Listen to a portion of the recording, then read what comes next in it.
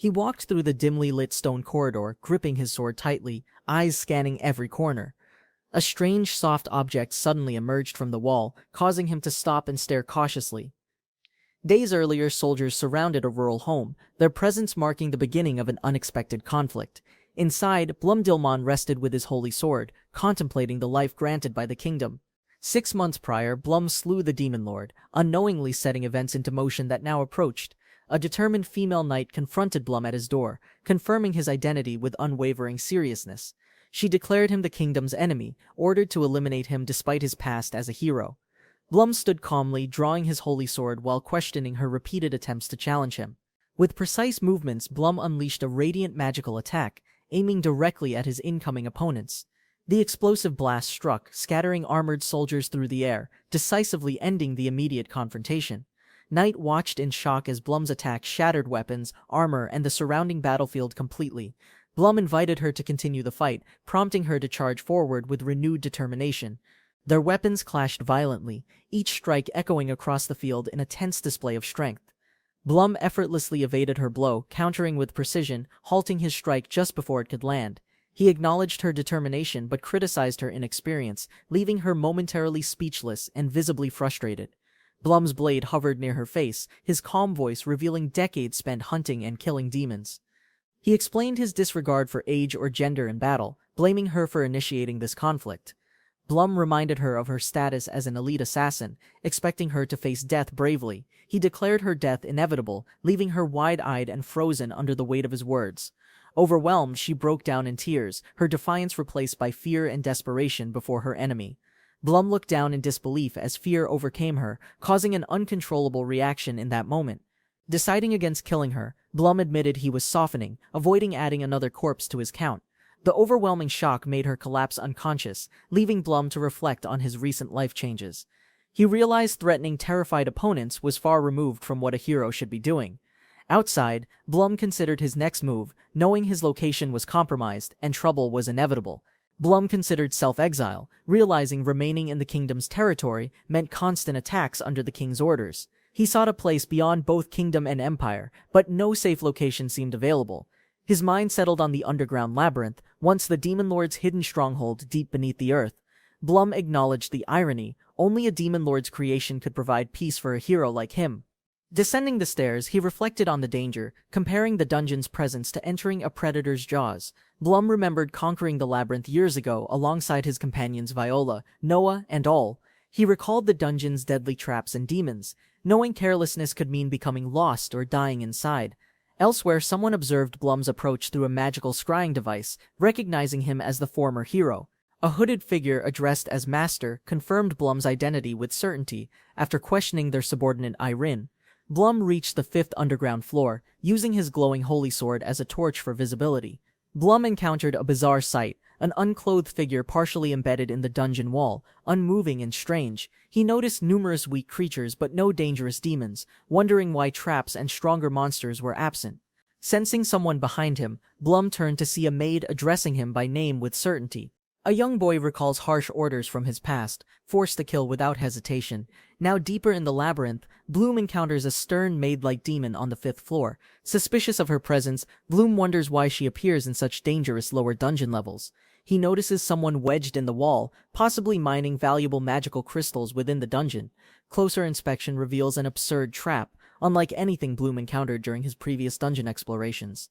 Bloom notices unfamiliar monsters, ignoring him, realizing their presence is unusual for the Demon Lord's labyrinth. Suspicious, Bloom considers questioning the demon maid, who unexpectedly knows his name and appears unconcerned. The maid calmly repeats Bloom's name, while seemingly drifting off into an unbothered, almost sleepy demeanor. Bloom watches in disbelief as she stands motionless, apparently dozing while still facing him directly. She wakes casually, claiming she napped while he thought, then questions his identity without hesitation. Bloom questions her identity, but she vaguely claims to be just an ordinary maid in appearance. She introduces herself as Irene, prompting Bloom to ask her purpose for seeking him. Bloom remains cautious, noting the oddity of a dungeon demon knowing his name so easily. Irene reveals her master provided the name and ordered her to locate Bloom personally.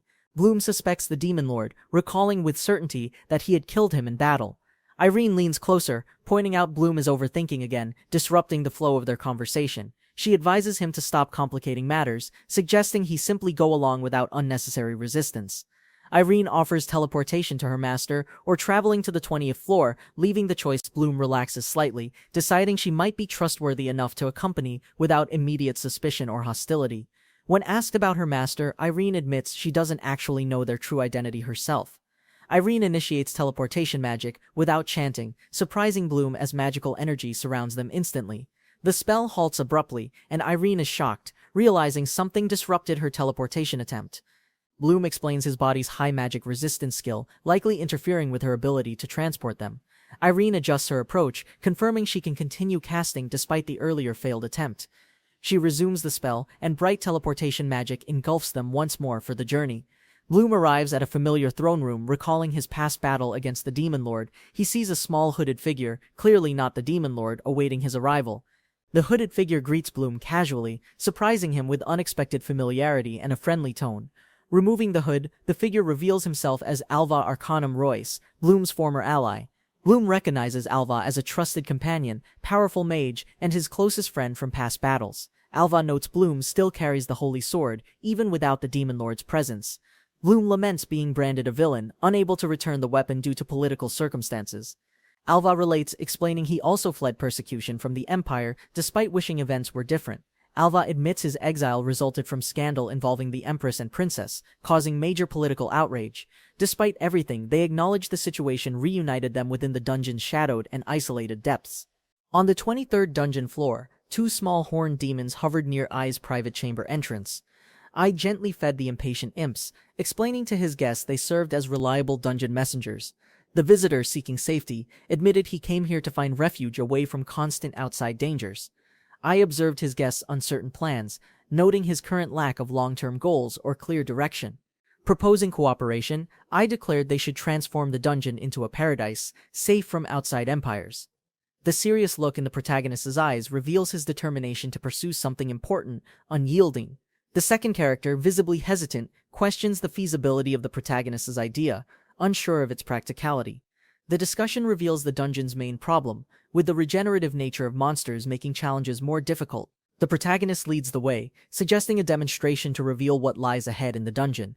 They encounter a mysterious sphere, puzzled by its strange nature, hinting at new developments and challenges. The magic power furnace, the dungeon's heart, gathers all magical energy to maintain the entire continent's flow. The protagonist explains that this furnace is the key to reviving the dungeon and enhancing its power. He reflects on how the dungeon was in ruins, but now the magic has started rebuilding it. As they walk, the conversation turns to the Demon Lord's past use of magic to gain strength. The magic's current form is unusable, with its concentrated purity too high, but with time it may be accessible. Realizing the power needed to access the magic, the protagonist recalls that only the Demon Lord's skill can teach it. The small maid reveals herself as a former servant of the Demon Lord, surprising everyone around her. She expresses relief, having been a slave under the Demon Lord, now free after his defeat. The protagonist notes that despite her teleportation skills, she doesn't seem to pose any immediate threat. The conversation turns to the limitations of the magic, as the protagonist can't do much without specific arrangements. The magic, considered evil, requires negative emotions to be activated, as it feeds on dark feelings. The protagonist learns that negative feelings are key, essential to activate the magic tied to the dungeon. The dungeon uses traps and monsters to provoke fear in humans, harvesting negative emotions for energy. The Demon Lord had created a system, amplifying negative feelings, using them to power the magic furnace. By manipulating the system, the Demon Lord took advantage of human greed, creating endless magic minerals. The protagonist realizes how the Holy Sword's power disrupted the endless battle, giving the Demon Lord strength. He reflects on how, after the Demon Lord's death, humans remain unaware of how they were manipulated. In his quest for power, the protagonist aims to process a precious material to establish his own paradise. The protagonist boldly invites the Holy Sword wielder, promising that together they can establish his eternal paradise. He shows his confidence, asking if the other doesn't think it's a wonderful opportunity for power. The protagonist questions whether following the plan will make them no different from the Demon Lord. The other character reassures him, explaining the handshake will bind them by contract, with consequences for betrayal. The protagonist accepts, ready to proceed with the plan, and states it's time to fix their situation. They seal the deal, with the protagonist casually agreeing to join, believing it will be an exciting challenge. The contract is complete, officially making them partners, and they both look forward to what's ahead. They recalls the bond shared with Irene, reflecting on her role in their shared journey. it becomes clear that Irene's loyalty is tied to the strategic benefits of aligning with the protagonist. He considers Irene as a motivator to stay aligned with their goals and strengthen their alliance. The contract between them is complete, setting the stage for their continued partnership and the challenges ahead. The girl reflects on her actions, revealing she slept with Blum to gain his trust. She confesses to Blum that she offered her body of her own free will, satisfied with her decision, expressing happiness in their deepened connection and shared intimacy. Blum talks about his lack of experiences and how their bond stands out to him. Amidst the ceremony, Blum swears an oath, unsure if it's part of a ritual. Alva declares his vow, promising never to oppose the Irene crown, ensuring future peace. Blum reassures him, explaining that the dungeon's defenses will align with Alva's preferences. With resolve, Blum salutes and formally accepts the contract, a gesture symbolizing his commitment.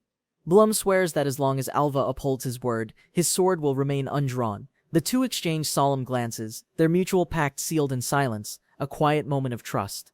Blum and Alva laugh, reminiscing about their past, almost as if they're back at the start. He teases, noting their current situation is as absurd as setting up a contract together. Alva shifts the focus, stating their primary goal is securing a peaceful and stable life. The group reflects on the external threats, with both the Empire and Kingdom now in pursuit. Alva remarks on the dungeon's unfinished state, stressing that adequate defenses are essential for safety. The group discusses the need for more negative energy, planning to prevent powerful intruders from entering. An intruder alerts the group, leading the master to reveal plans for teaching new tasks. The protagonist prepares to reveal the dungeon's horrors, as his companion grows uneasy with the situation. Rin Zinnik, an adventurer, finds herself trapped in a dungeon, regretting her decision to go deeper. The master explains how intruders like Rin will help the dungeon by accumulating negative feelings from them. The protagonist dismisses the Demon Lord's method as inefficient, promising a more clever strategy for capturing intruders. He introduces a special battle slime that attracts dirt and sweat, setting up a new plan. The slime is released, causing chaos among the intruders, leading to a surprising reaction from them. Rin Zinnik is shocked by the slime's sudden appearance, unsure of what's happening to her. The slime causes unexpected trouble, leading to a panicked Rin Zinnik demanding help from the dungeon's inhabitants. Rin Zinnik struggles as the slime covers her, feeling humiliated and questioning whether this method will work. The protagonist explains that deeper corruption leads to more negative energy, making the slime's effect more potent. Rin Zinnik is overwhelmed as the slime continues to spread, leaving her uncertain and anxious about the outcome. Rin Zinnik desperately pleads for the slime to stop, realizing it's becoming harder to escape its grasp. The protagonist calmly notes the process is slow, but more effective than previous methods for generating negative energy. Rin Zinnik, visibly exhausted, pleads for the process to stop, overwhelmed by the relentless slime. The protagonist shows off a magical box, explaining how he stores negative energy within it for later use. He demonstrates the magic box, which draws in the negative energy he's gathered, increasing its power. The protagonist notes Rin Zinnik's powerful feelings of frustration and helplessness as the box absorbs her energy. Satisfied with the results, the protagonist explains how the dungeon fulfills his desires, with minimal cleanup required.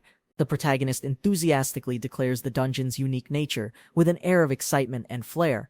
A character questions the protagonist's methods, unsure about the effectiveness of his approach to the dungeon. Hilda, bound and desperate, struggles against her restraints, feeling the pressure growing as the dungeon test intensifies. Hilda's focus sharpens as she fights the sensations overwhelming her, struggling to complete her task. With a sharp cry, Hilda's resistance falters, sweat trickling down as her control slips. The dungeon overseer commends the little demons for their success, unaware of Hilda's internal battle. 10 days into her imprisonment, Hilda's resolve weakens as she reflects on her situation in the dungeon. With Hilda growing uneasy, the group plans to move her back to the dungeon's entrance. The hero hesitates briefly, questioning his role, while his companions prepare for teleportation back. Blum greets them at the dining hall, commenting on their hard work with a smile. A feast awaits as the group enjoys a well-earned meal, discussing the replenished stock of ingredients. Blum is scolded for his manners, reminded to wash his hands and show gratitude. Blum serves the last of the dishes, while the hero praises the meal with gratitude. Blum, holding a mysterious box, is asked about the success of his task earlier. The box reveals its contents, surprising Blum as a powerful, unexpected result appears inside. Blum's success is celebrated, with everyone eager to use the newly obtained magic power efficiently. The hero is puzzled as Blum talks about leveling up, unsure of what that means. A sense of foreboding fills the air as footsteps echo through the dungeon's dark hallways. Vice, accompanied by mysterious figures, arrives, drawing attention as their presence disrupts the dungeon's quiet. A ritual begins, offering power to the darkness, as they invoke the forces beyond reach. The ritual intensifies, summoning dark energy to consume innocent creatures, blending light with shadow. The hero watches in disbelief, unsettled by the darkness descending and its effects on the group. The dark energy intensifies, crackling ominously as the ritual's power reaches its peak in the dungeon. The hero questions whether the accumulated magic can truly be trusted, though the results are undeniable. Blum begins formulating plans to restore the dungeon, aiming to create a paradise despite corruption. As the ritual continues, the darkness grows, with its influence affecting even the surrounding environment. Blum apologizes sheepishly, revealing he couldn't sleep the night before, distracted by thoughts of an unusual trap. Blum explains a dangerous skill created by the Demon Lord, highlighting the risks of using it. As Blum helps, his companion, a mage, seems to have underestimated his own capabilities. Blum wonders why the mage, a court official, is involved in such a complicated situation.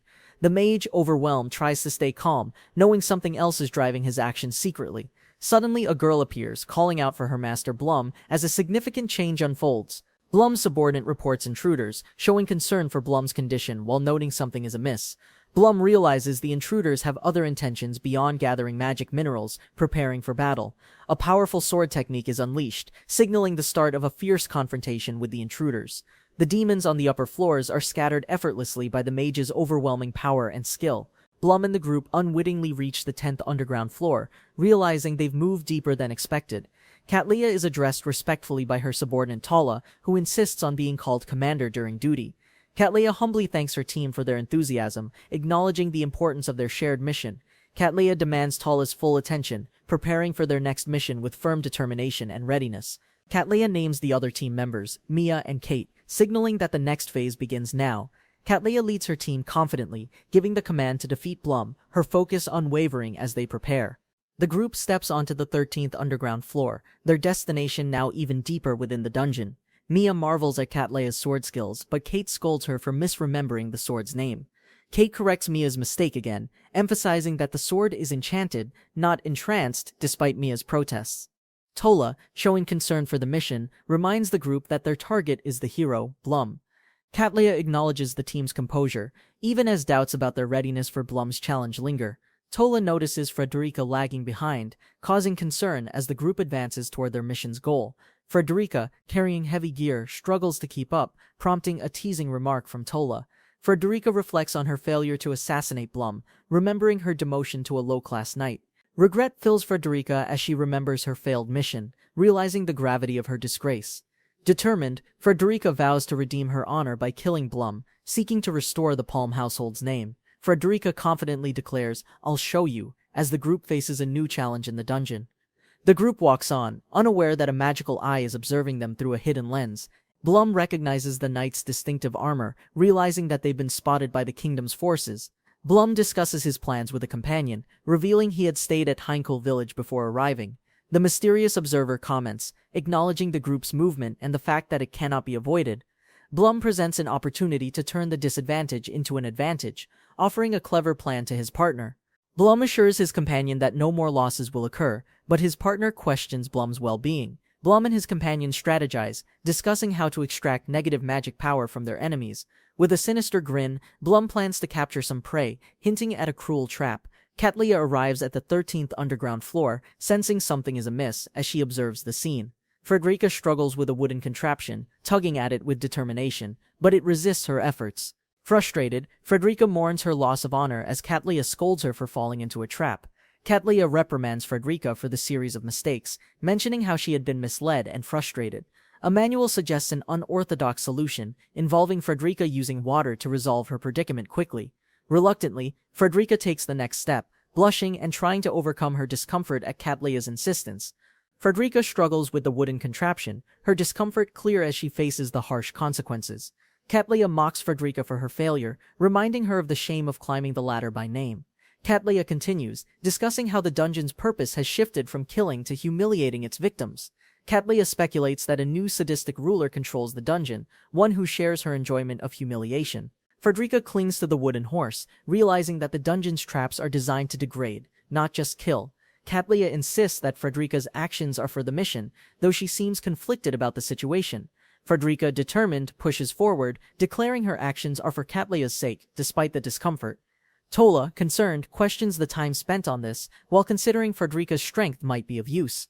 Cattleya compares Frederica to a chess piece, acknowledging her worth but cautioning against reckless actions. Despite her frustrations, Cattleya forgives Frederica's mistake, recognizing her efforts were driven by a deep loyalty. Frederica apologizes for her earlier mistake, but Cattleya dismisses her concerns, assuring her it wasn't for her sake. Frederica expresses her gratitude to Cattleya, though she still seems embarrassed by her actions. Bloom and the female knights group finally come face to face, signaling a critical encounter is about to unfold. The atmosphere thickens as Bloom steps forward confidently, while Frederica and the knights begin to panic. Bloom sits in deep thought, staring at the helpless rabbit. His unresolved past grips his mind. A cold voice echoes through the room, threatening Blum's friends. The choice is forced upon him. The faces of his orphanage friends flash before him, urging Blum to act, though it pains him. Shaking, Blum grips the weapon, torn between mercy and the cruel consequences of his decision. Blum recalls the horrors of his past, trained as a tool for war by a heartless kingdom. Amid the crisis, the group reflects on Blum's troubled past. He stands out among the others. Blum, confidently posed in first place, leads the pack in a light-hearted race against his comrades. A female knight chases after Blum, furious at his sudden escape. The team is in pursuit. Blum grins mischievously, waving at his pursuers as they question his intentions and his swift retreat. The group wonders aloud, speculating whether Blum's odd behavior is a trap to lure them in. The female knight, tense and cautious, acknowledges Blum's dangerous presence, his hero status not to be underestimated. She grips her enchanted sword, determination in her eyes, refusing to back down despite the odds. The group charges forward, ready to face Blum, their shields held tight in preparation for battle. Blum, startled by a voice through a magical device, listens as it explains the mysterious tool's function. The voice advises Blum on capturing the knights, hinting at the possibility of using his strength instead of traps. Blum casually mentions his unusual hobby, suggesting the idea of creating erotic traps to his companion. Blum reflects on his past role as a sword, crafted to defeat the Demon Lord. Troubled, Al explains how he was once driven by duty, but now killing first, asking later, no longer applies. They both agree that as long as there's life, hope remains. Fewer deaths are their common goal. Blum, irritated, responds coldly to a remark about his long-standing motto, unwilling to acknowledge the deeper connection. Blum's former ally chases him, her breath heavy with determination, focused solely on confronting him. Blum explains his motive, seeking revenge against the royal family, an act that could incite chaos. The knight, overwhelmed by her duty, vows to protect the kingdom and its people at any cost. Blum stands his ground, sensing a recognition from the knight. She questions where she's seen him before.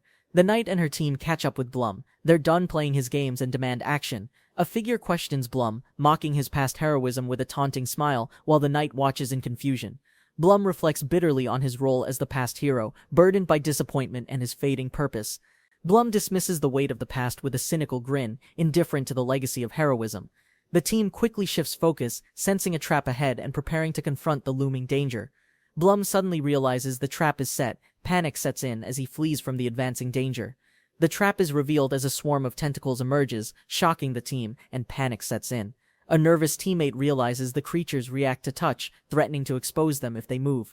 Blum explains coolly that the creatures aren't dangerous, more like plants that only consume liquids, not flesh. The team, now more confused, begins to grasp the creatures' nature, but hesitates to touch them, unsure. Blum mischievously hints that the creatures will make the team experience a shameful ordeal if they're touched. Blum smirks, teasing his opponents, acknowledging the inevitable humiliation, but assures them that he's no demon. He offers an ultimatum: forget everything and leave, or else the consequences will be far worse. The knight Frederica pursues Blum, but stumbles, confused by his taunts and the situation growing more intense. The tension builds as Blum's confident demeanor contrasts with the team's shock and disbelief, unable to act. Frederica finds herself in an impossible situation, surrounded by the tentacles once again, as panic strikes.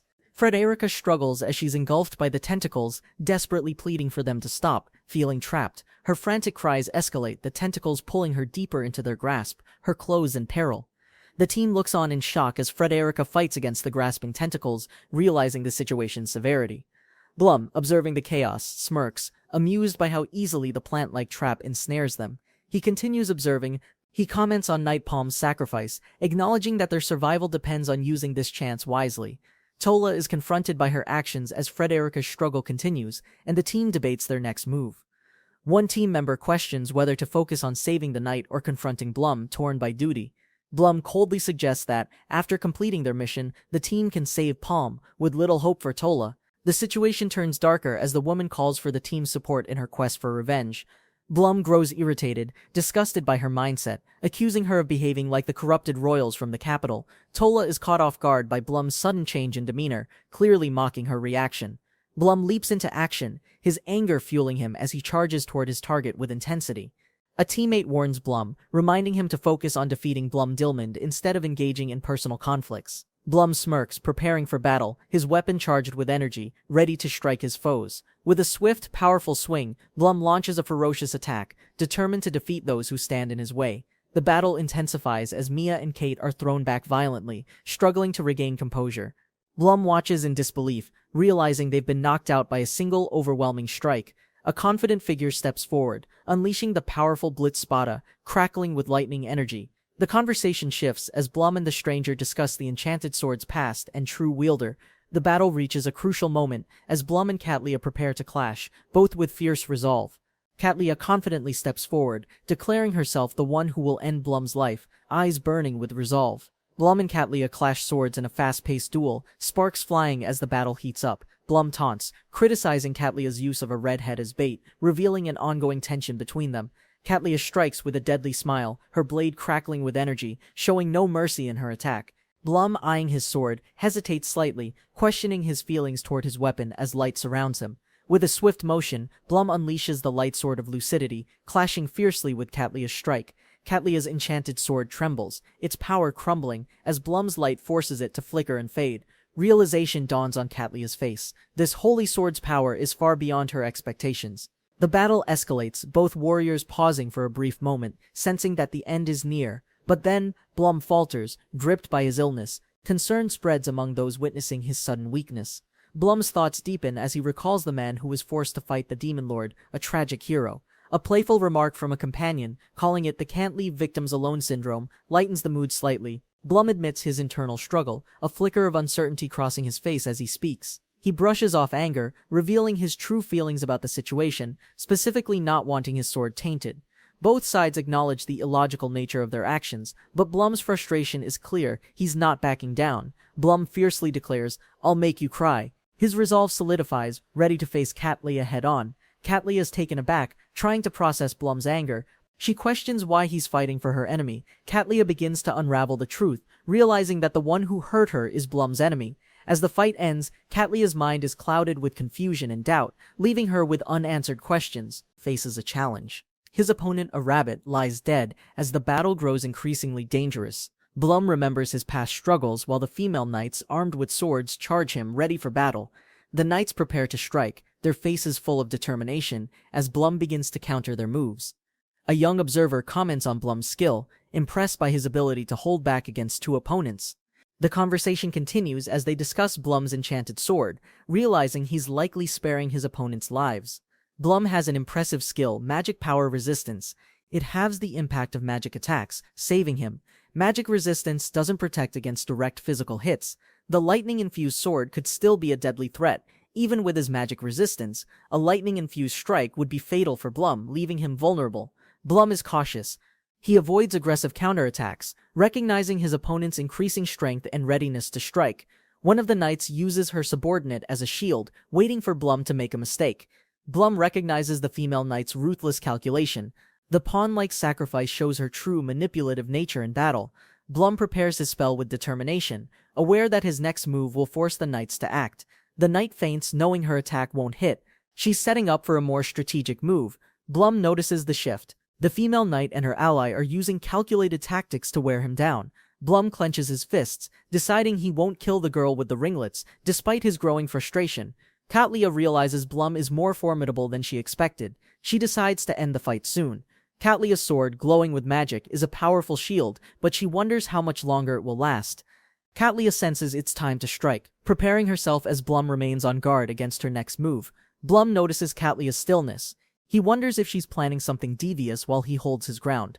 Blum realizes Katlia is gathering her sword's power for a devastating strike. He braces himself for impact. Katlia releases her secret weapon, discharging the full power of her enchanted sword, targeting Blum and his ally. Blum narrowly dodges the electric attack, while the female knight takes the hit with full force. Katlia grins maliciously as her spell sends lightning arcing toward Blum, confident she's finally cornered him. Blum is hit, but his focus remains. Katlea's confident smirk gives way to an uncertain look. Despite the strike, Blum survives, though his allies watch in dread, uncertain of what happens next. Blum struggles in pain as his magic resistance is overwhelmed. His allies call out to him in distress. The Demon Lord's agent mocks Blum, stating that dying from such a magic attack is unacceptable for him. The agent demands Blum continue the process, forcing him to complete the sword, despite the excruciating pain. Blum, drained and desperate, recalls the torture he endured. His daily torment made him stronger but broke him. Blum's eyes widen with realization, the effects of his past torment intensifying as he faces his current battle. Blum staggers, feeling the real pain for the first time. The attack has left its mark. The observer notes that the enchanted sword's magic isn't enough to defeat Blum, who remains standing. Katlea grows frustrated as Blum, seemingly unaffected, remains in control, despite the intense magical attack, recalling his past triumph. Even though weaker, he still overcame the Demon Lord. Takes the lead, forcing Katlea into a corner. She can no longer defend against his onslaught. After the battle with the female knights, the elf maid enjoys a calm, peaceful moment alone. Bloom leaves to help a victim, reflecting on his tendency to rescue others, even alone. A female prisoner struggles against the magic leeches, which siphon her milk while she protests. The leeches continue their work, as 2 more women are trapped, facing a similar grim fate. As the leeches feed, the women react to the uncomfortable sensation, questioning the mysterious forces at play. Mia pleads for Kate to help her as the leeches continue their relentless feeding, discomfort increasing. Kate, unable to help, watches helplessly as Mia loses consciousness from the overwhelming sensations of the leeches. Mia and the other women struggle, realizing they are being observed by someone in the shadows. Bloom wonders about the situation, checking in on the captured women as they endure their grim fate. Bloom assesses the failed quest, realizing the tentacle's disappearance signifies the completion of the leech's task. Bloom, realizing the situation, acknowledges the girl's state, her vulnerability clearly marked by the intense ordeal. Mia, exhausted and spaced out, reflects on her past actions, chasing Bloom despite everything she'd endured. A sudden interruption comes from a colleague, reminding Bloom not to forget extracting negative magic power. Bloom contemplates the consequences, concerned that extracting the magic power while Mia's in this state could harm her. Bloom explains that negative magic power isn't dangerous, and extracting it won't affect a person's heart or mind. Struggling through intense emotions, still clings to hope, her body weakened but determination lingering. Bloom and his companion watch in shock as an enormous amount of magic energy emerges from Mia. Bloom analyzes the situation, noting the massive amount of negative magic energy, indicating Mia's fragile state, concludes that Mia's heart is likely in peril, overwhelmed by the negative magic energy. Deeply concerned, stares at Mia, contemplating the dire situation and the consequences of her state. The girl, drained and broken, sits in a state of despair, her body weakening under pressure. Mia, in a dazed state, mutters Al's name, lost in confusion while struggling through her ordeal. Bloom admits he feels compelled to help, acknowledging his reluctance but realizing the girl's situation. Bloom shares his disdain for the sacrifice and hero labels, revealing his personal distaste for the concept. A plan is discussed, with advice to use sweet words to gain the girl's trust and support. The conversation shifts to brainwashing, with Bloom reluctantly considering the idea, despite his discomfort with it. Bloom stands before Mia, watching her still state, and contemplates what to do next. Mia weakly speaks, confused and dazed, as Bloom tries to understand the depths of her distress. Bloom feels deeply troubled by Mia's plea for help, witnessing the emotional turmoil she endures. A new figure enters, determined to oppose Katlea and declares their intent to help Mia. Bloom defies the girl's accusation, affirming he doesn't care about enemies, focusing on a deeper mission. Bloom, desperate, claims he only sought an ally, his voice full of frustration and determination. The girl questions Bloom's motives, confronting his betrayal, but Bloom stays calm and unwavering in his resolve. Bloom recalls the past moment, thinking deeply about why he didn't take more extreme actions then. The girl finally starts to understand, recalling Bloom's anger for her sake and the bond forming. Mia smiles, grateful for Bloom's kindness, realizing for the first time someone is genuinely helping her. Bloom, unsure of how to deal with the situation, confirms that Mia is safe for now. Mia reveals her name as Frederica Palm, nervously waiting for Bloom's reaction, unsure of his thoughts. Bloom is intrigued by her name, finding it pleasant and surprising, feeling a strange connection. Bloom remembers the cruel man Van Cleef Palm who turned him into a killing machine, forever scarred.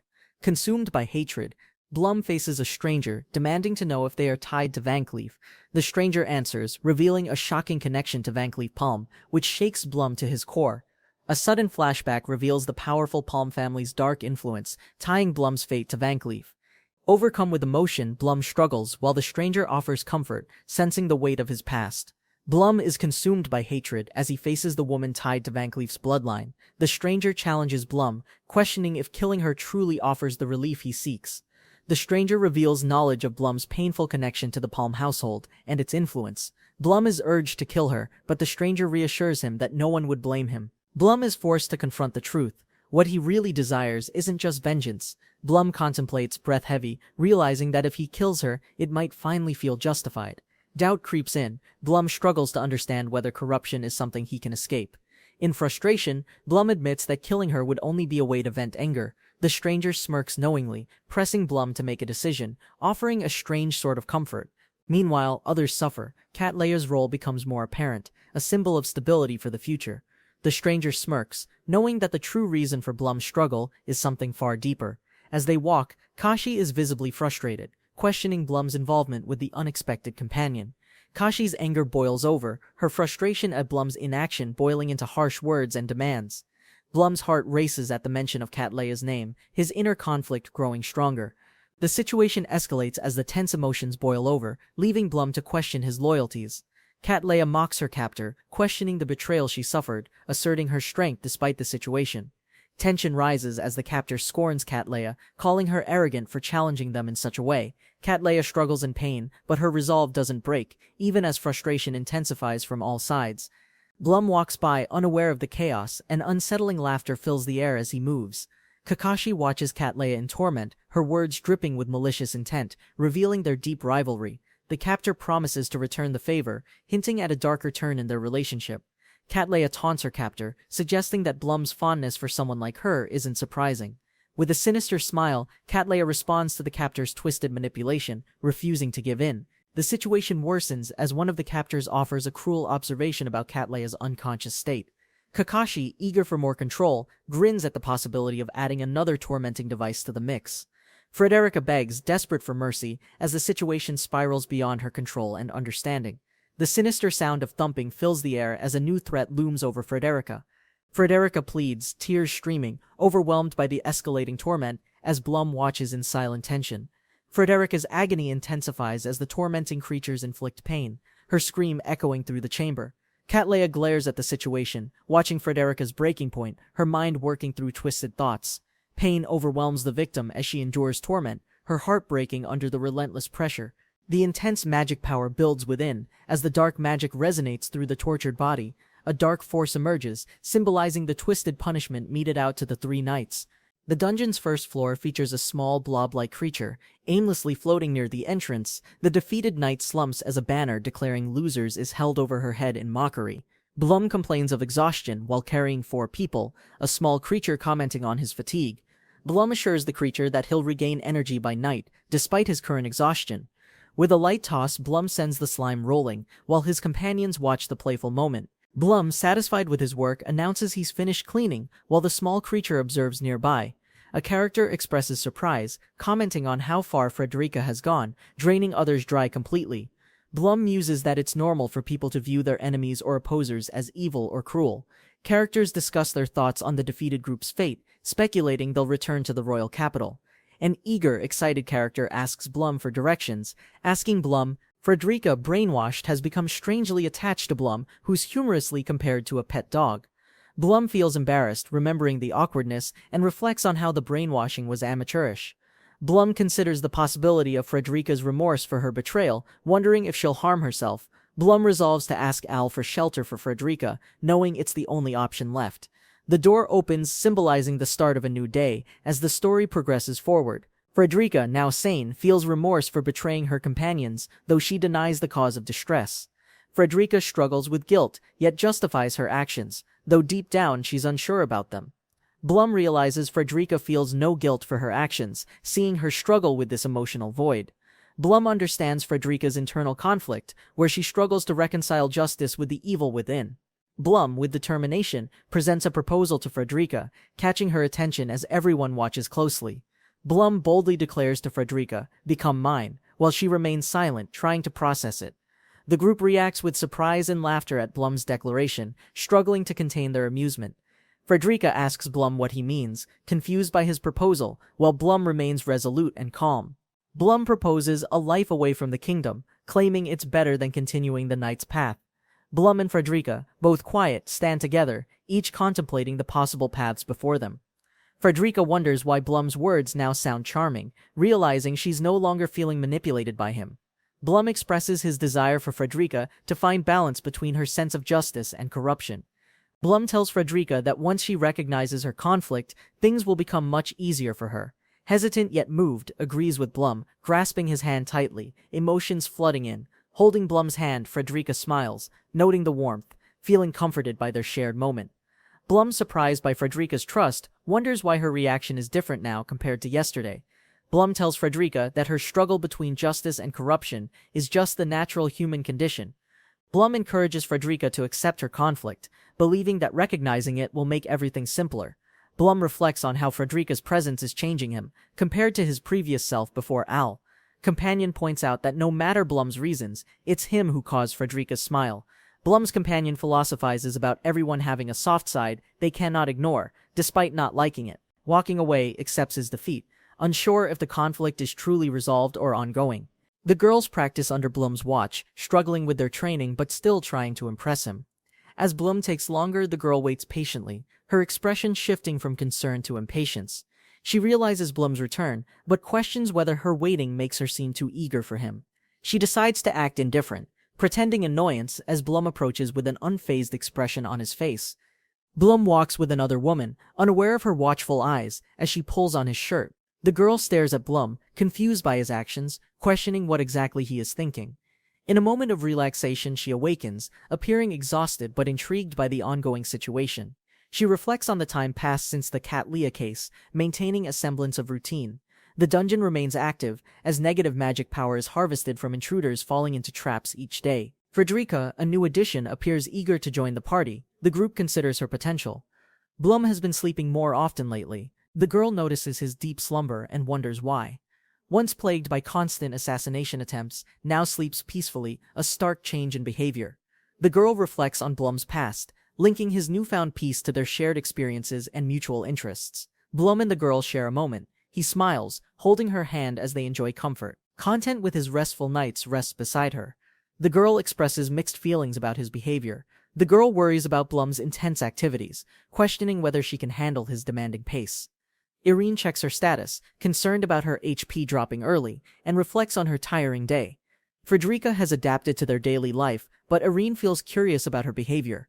Irene and Frederica discuss Blum's state, with both wondering if he's still asleep or resting. Frederica tries to explain her actions, but her words become tangled, revealing a hint of jealousy. Nervously approaches Blum in the bath, recalling their past conversation where he promised to make her his, clarifies his words from the past, intending to offer Frederica a more professional role. Blum, noticing Frederica's embarrassment, tries to reassure her, suggesting she try again without feeling pressured. Feels self-conscious, hesitating as Blum watches, her emotions mixed between desire and uncertainty. After a moment of reflection, Blum acknowledges Frederica's feelings, recognizing her innocence in the situation. Irene teases Frederica, asking if she's Blum's woman. Frederica is shocked, flustered by the bold suggestion. Still embarrassed, tries to gather herself, but Irene playfully pushes the subject further with a smile.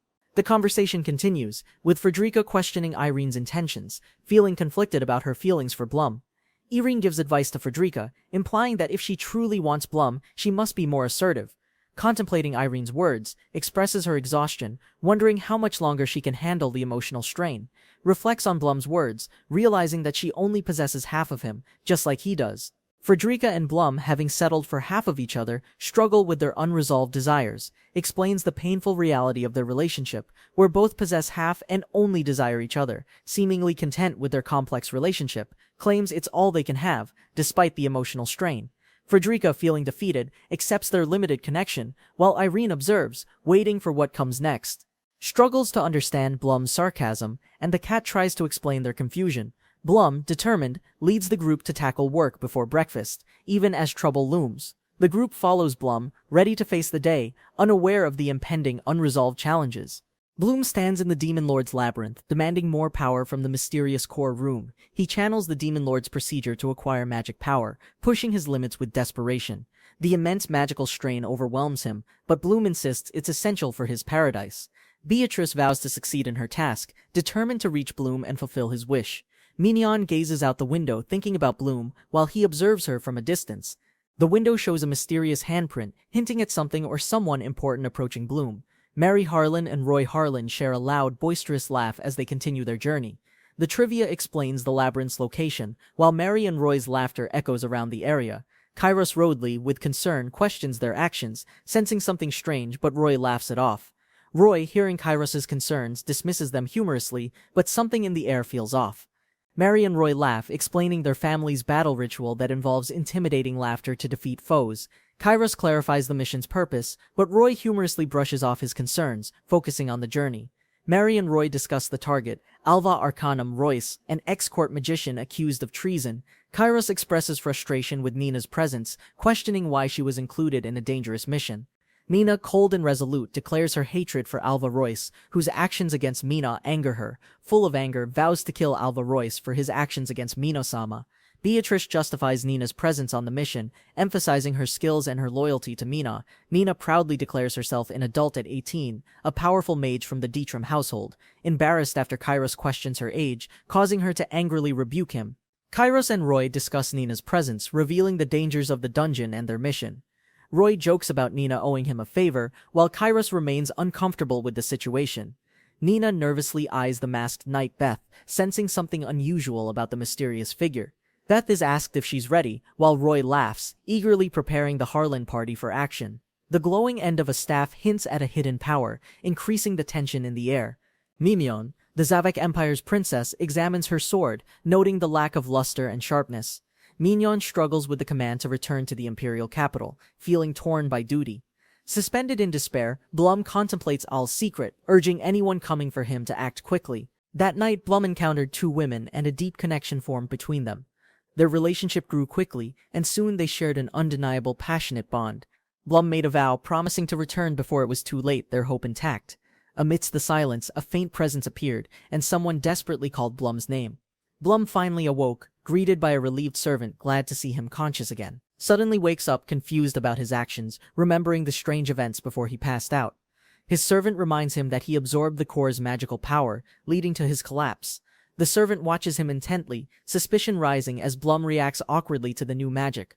Blum, realizing the servant knows, admits the truth about the magical power and his strange actions. The servant, exhausted by Blum's antics, expresses disbelief and frustration, feeling helpless about the situation. The demon lord mocks Blum, reminding him that he's only human and not capable of the impossible. Blum's servant senses something is wrong, questioning his intentions while preparing for what comes next. Suddenly, an intruder is detected, causing a boisterous reaction as the situation turns tense. A confident figure appears in the scene, ready to take action, laughing wildly as she descends. With swift movements, she engages in combat, showing no hesitation as she faces her opponent. The battle intensifies as the confident figure continues to fight, skillfully evading attacks while mocking the enemies. A new character enters the scene, revealing his disdain for humans as he prepares for battle. The new fighter, confident and overconfident, is caught off guard by an unexpected and menacing attack. A powerful mage appears, readying a spell that promises massive destruction, with flames starting to ignite. The mage unleashes her spell, Ignis, creating a powerful explosion that engulfs the battlefield in fire. The group exchanges light-hearted words, with one warrior dismissing the danger, reassured by the young mage. Mysterious figure cloaked in shadows stands surrounded by defeated orcs, having cleared the area. A report reveals that 5 intruders have destroyed the orc group, signaling the escalation of the conflict. Blum's servant suggests he rest, but Blum is determined to go after the intruders, feeling responsible. The servant, reluctantly agreeing, prepares to follow Blum, though clearly exasperated by his insistence. After the teleportation, Blum ends up in his room, unsure about the strange turn of events. Blum questions his servant's actions, wondering why she's treating him like this when he's the master. The servant expresses frustration, calling Blum an idiot for his reckless behavior, before continuing her task. She prepares to go to Blum-sama, offering her services again, as Blum contemplates her behavior. Blum, now in bed, reflects on his situation, feeling the weight of the events settling in. Reflecting on his situation, considers if his actions are influenced by someone soft-hearted. As Blum's servant learns about Arcanum's collapse, she expresses concern, preparing to return to his side. The group discusses Arcanum's strange behavior, realizing his collapse may signify something unusual or alarming. As the plans are reconsidered, they acknowledge the need for new strategies due to recent developments. Despite the plans changing, the servant coldly orders a harsh decision: eliminate all threats without hesitation. The group discusses the risks, acknowledging that minimizing casualties is crucial now that Al can't assist. One of Blum's subordinates agrees to follow his orders, though with a hint of doubt. The group recalls how the Lamias and Nagas, who live in the upcoming floors, were once useful. With a sudden idea, Blum's subordinate grins, confident in her plan to tackle their next challenge. Blum and his group walk down the dungeon hall, moving toward an unknown shadowy area. The group's faces harden as they silently exchange wary glances, sensing something amiss around them. Blum notices Nina acting odd and asks if she's okay, sensing something's wrong after the break. Nina quickly brushes it off, insisting everything's fine, though her nervousness is hard to ignore. As the others proceed, Nina quietly slips away, hiding something, her movements betraying her intentions. Nina's dress catches on something as she steps forward, revealing an unexpected series of crosses ahead. She stares at the small creature resting on the ground, unsure about its presence. Nervously watches as the creature approaches her, her expression filled with confusion and concern. The creature creeps closer, causing Nina to scream in surprise as it seems to attack her. In a moment of shock, Nina looks helplessly at the creature's sudden aggressive behavior, frozen in fear. Nina curls up on the ground, trembling with tears as the situation overwhelms her emotionally. Her frustration peaks and she vents her anger, directing it at Alva Arcanium Royce in rage. Unbeknownst to Nina, the creature was actually created by Al to handle intruders without anyone's knowledge. Blum and his companions move deeper into the dungeon, sensing something unusual ahead of them. As Blum's group nears a stairway, a sudden shout halts them, signaling an unexpected confrontation ahead. Blocks their way, smirking, daring the group to kill him if they wish to proceed. The mage confidently names him the Guardian of the Dungeon, recognizing the role he plays here. Creature, it turns out, was created by Al to handle intruders and protect the dungeon's sanctity. E-Group identifies the towering man as the leader, realizing they're up against someone powerful. Blum introduces himself firmly, stating the mission comes first, even as tensions rise with the leader. Man smirks, challenging them to test his power, offering to show a special skill.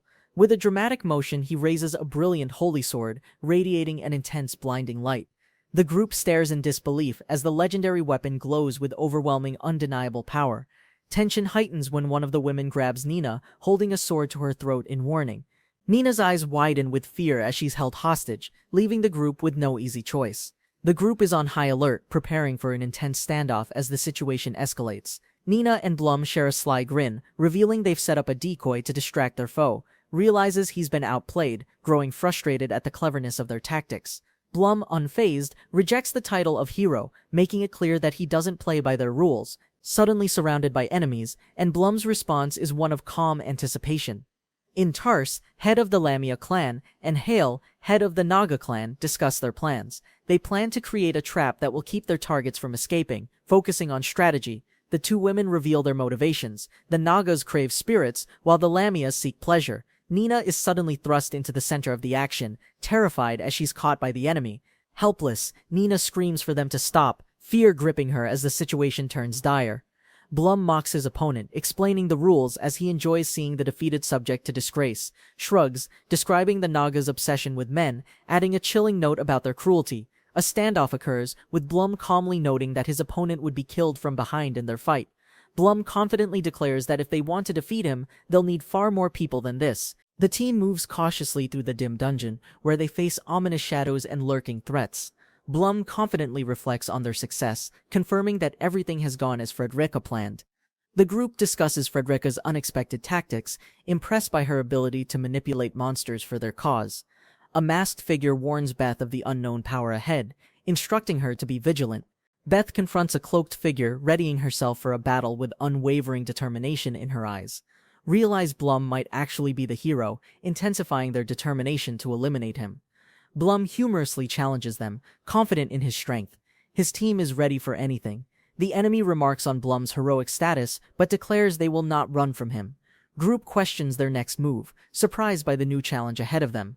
They excitedly announce their plan to engage in the Harlan-style battle ritual for victory. Blum watches the chaotic scene, skeptical about the noisy antics of his team as they laugh. One member expresses frustration, noticing the carelessness of the team despite the intense battle they're facing. Mary and Roy Harlan excitedly charge into battle, their energy contrasting with the tension surrounding them. A frustrated member of the team complains about others jumping in without considering the danger. Roy Harlan lets out a fierce shout, preparing himself for battle as the group charges. Blum watches Roy's powerful fist as it crashes toward him, contemplating the strength behind it. Reveals his fighting style as a fist fighter from the Empire, specializing in bare-handed combat. Notes the guest fighters in the battlefield, hinting that they are not ordinary opponents. Speculates that the fighter might be a skilled fist fighter too, realizing the threat. Mary Harlan charges into battle, eager to show her fighting prowess alongside her family. The opponent is baffled by Mary's swift movements with two swords, making it hard to track her. Roy and Blum observe the clash, noting the surprise speed and agility of their opponents. One of the fighters acknowledges the spearman's coordination, impressed by his awareness and strategic skills. Blum reflects on his own speed, realizing his movements lag compared to his more agile enemies. As Mary rushes ahead, Roy warns her that she won't reach in time to make a difference. Mary confidently pulled up her skirt, revealing a bold and surprising choice of action. The opponent gazed in confusion as Mary confidently stood, her intentions hidden beneath the fabric. Despite the battle, Mary's unusual tactic disrupted her opponent's concentration, making her strategy incredibly effective. Her move baffled her opponent, causing a brief mental lapse, perfect for Mary's next surprise strike. As Mary's skirt became her cover, her enemy was left vulnerable to a precise and unexpected attack. The hero frowned, realizing Mary's bold move had caught him off guard. A clever tactic. The others casually entered, making light comments, while the hero smirked at Mary's cunning nature. With calculated focus, the hero began adjusting to each opponent's style, ensuring victory with precision. Frederica's unexpected fierceness made the hero rethink the battle, impressed by her ability to keep up. A woman, captured and restrained, struggles as a mysterious enemy approaches, her cries echoing. Her opponent, frustrated by the constant evasion, prepares to strike, growing more impatient. The opponent realizes she's dodging every attack, yet she refuses to counterattack, leaving him confused. The enemy, now frustrated, wonders why she's not going all out. Something feels off about her. Watching Blum causing havoc in the distance, she contemplates why she won't act, despite her strength. The hooded figure turns away, leaving the young woman staring in confusion and surprise. Her voice trembles with frustration, questioning why she's not even acknowledged or valued by the figure. Fury boils within her as she raises her weapon, determined to make him notice her actions. She charges with a sword swing, but the hooded figure reacts with swift, precise defense. In shock, she realizes that he parried her strike effortlessly, without even looking her way. The man observes Frederica's struggle, noticing the masked knight's strength, even as she faces difficulty. While Frederica fights, the man contemplates her strength, recognizing she's above average but still struggling. The group prepares for action, but the leader emphasizes that time is running out. With confidence, the man declares that he will finish everything in a single strike, urging his allies. As he attacks, the light from his weapon is too slow to react to the impending threat. The man releases a powerful, destructive swift light attack, causing everyone to scatter, running from the chaos. The attack explodes, sending shockwaves through the area, as the man stands at the center. Casually, the man checks on his allies, reassuring them that they won't die from the attack. Two women laugh, preparing for their next move, as the man confidently leaves them to handle it. A rallying cry fills the air as the group prepares to face the Nagas and defend their honor. She finally counters with all her might, but the opponent's power overwhelms her in an instant. The hooded figure assesses the situation, recognizing her strength but noting her speed is equally dangerous. The figure faces her deadly strike, realizing too late that she could kill him if allowed. Suddenly, his demeanor changes, as he experiences a strange reaction to the sight before him. Laughing, the hooded figure remarks that the others were never able to defeat him, despite their efforts. The young girl is surprised, realizing that the masked figure spoke, and that it's a woman. The masked figure smirks, implying that they'll switch their roles, with a hint of playful mischief. Al, exhausted from the battle, watches as Irene uses the powerful mirror, urging her to rest. Irene, slightly irritated, warns Al that if he keeps asking, she might really knock him out. The scene shifts to a peaceful moment with Al, thinking about the recent battle's outcome. Al smirks as he notices Bloom's growing attachment to Frederica, teasing him for getting fired up. The scene shifts to the masked knight, who reflects on the love for those dear to them with urgency. The masked knight, now revealed as Beatrice, stands confidently, her identity finally known to all. The dungeon residents eagerly wait, demanding their meal, their impatience evident in their expressions as they eagerly await food. From behind a door, A voice questions, confirming if this is truly what they have been waiting for. One woman, with a confident smirk, talks about the rare opportunity to face Blum, the hero, in a match. The woman begins undressing, explaining that it's difficult to fight in her current clothes, eager to give her all. Blum, observing her preparations, responds with a mix of surprise and admiration, humbled by her words. Blum angrily confronts the woman, accusing her of abandoning her allies, questioning her motives and actions. The woman reflects on the situation, considering if defeating her opponent earlier would have allowed her to regroup. A light bulb goes off in the woman's mind as she suddenly realizes how things could have unfolded differently. Apologizing for her team's loss, the woman expresses regret, but Blum is skeptical about her sudden remorse. The woman, exhausted and disheartened, sighs, reflecting on her failure and the burden she feels inside. The woman feels her nightly blood boiling, and she loses focus, unable to control herself. Restless in bed, the master can't shake thoughts of the mysterious knight, his mind racing. He remembers the knight's techniques and wonders if they're from the Empire, trying to piece it together. With a confident smile, the woman finishes undressing, ready to fight with everything she has. Blum, unfazed, apologizes for the wait and simply says, "Let's get started." With a determined expression, the woman readies her sword, preparing for the one-on-one fight with Blum. Blum, surprised, hesitates for a moment as the woman challenges him, eager to begin the fight. In a sudden burst of speed, Blum narrowly dodges the woman's attack, feeling the wind from her strike. Shocked by her incredible speed, Blum is momentarily stunned, unable to react to the woman's ferocity. From the sidelines, an onlooker wonders aloud if the woman is so fast that even Blum can't defend. Struggling to keep up, realizes the woman is trying to wear him down with consecutive fast strikes. He quickly dismisses the thought, realizing she wouldn't waste time on such a simple tactic, but wonders if she's trying to kill him. The woman's true intent becomes clear as she hides her real attack among the fast blows, preparing for something bigger. Blum counters with a powerful strike, a move fueled by everything he has, hoping to end the fight, taken by surprise as Blum's attack connects, but she swiftly prepares for her next move. Blum, realizing the woman still has plenty of energy, knows that if he doesn't act fast, she'll overpower him. He reluctantly concludes that if he doesn't kill her now, she'll be the one to kill him. Later, as he lies in bed, the woman wonders about the knight's true identity, recalling her own fencing history. The master wakes up suddenly, recognizing the knight's style, realizing a dangerous connection between them. A man, reflecting on his past mistake, finally understands the woman's true power and role in Beatrice-sama's guard. A sense of urgency rises in the air as the servant notices the master's unsettling behavior, a bad feeling creeping in. The master, determined, realizes that the woman's true power must be traced through strength and might. Blum, realizing how powerful she is, struggles to match her speed and agility in the fight. The woman grins, knowing that a preemptive attack could seal her victory and end the battle. Blum stands resolute, but the woman strikes with a deadly intent, her eyes focused on one goal, to kill. Just as the woman lunges for her final strike, Al joins the battle. Once a free-spirited traveler, she now finds herself marked by the mysterious title of knight. During a martial arts tournament, she caught the Emperor's eye, and his love was instantaneous. Drugged and bound, she struggles helplessly, a victim of the Emperor's dark manipulation and control. Her hate for the Emperor grew, yet now a new life began to grow within her. Despite the disgrace, she didn't hate the new life she carried, a surprising twist of fate. Despite the past, she cherished what she had gained and accepted the Emperor's marriage proposal. Ale, concerned, asked why the child should face such hardship, questioning its fate and future. Ale stopped his companion, worried he'd lose control in a violent outburst that would create chaos. With a pained smile, Ale revealed a deeper reason for stopping the madness, something personal. The woman in the room revealed her identity, Beatrice El Zavak, the second empress of Zavak. Ale and his companion discuss the mysterious woman in their midst, who has quite the reputation. Ale contemplates her arrival, unsure of her intentions, as the situation grows increasingly complicated and tense. The woman wakes, confused about her location, and unaware of what had transpired before her awakening. The woman's thoughts shift as someone addresses her, calling her by the title of princess. She laughs, revealing that the title princess no longer suits her, as she's now an empress.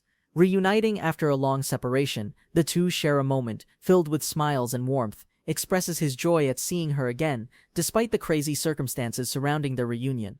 Ale and his companion, aware of much to discuss, prepare for serious matters ahead.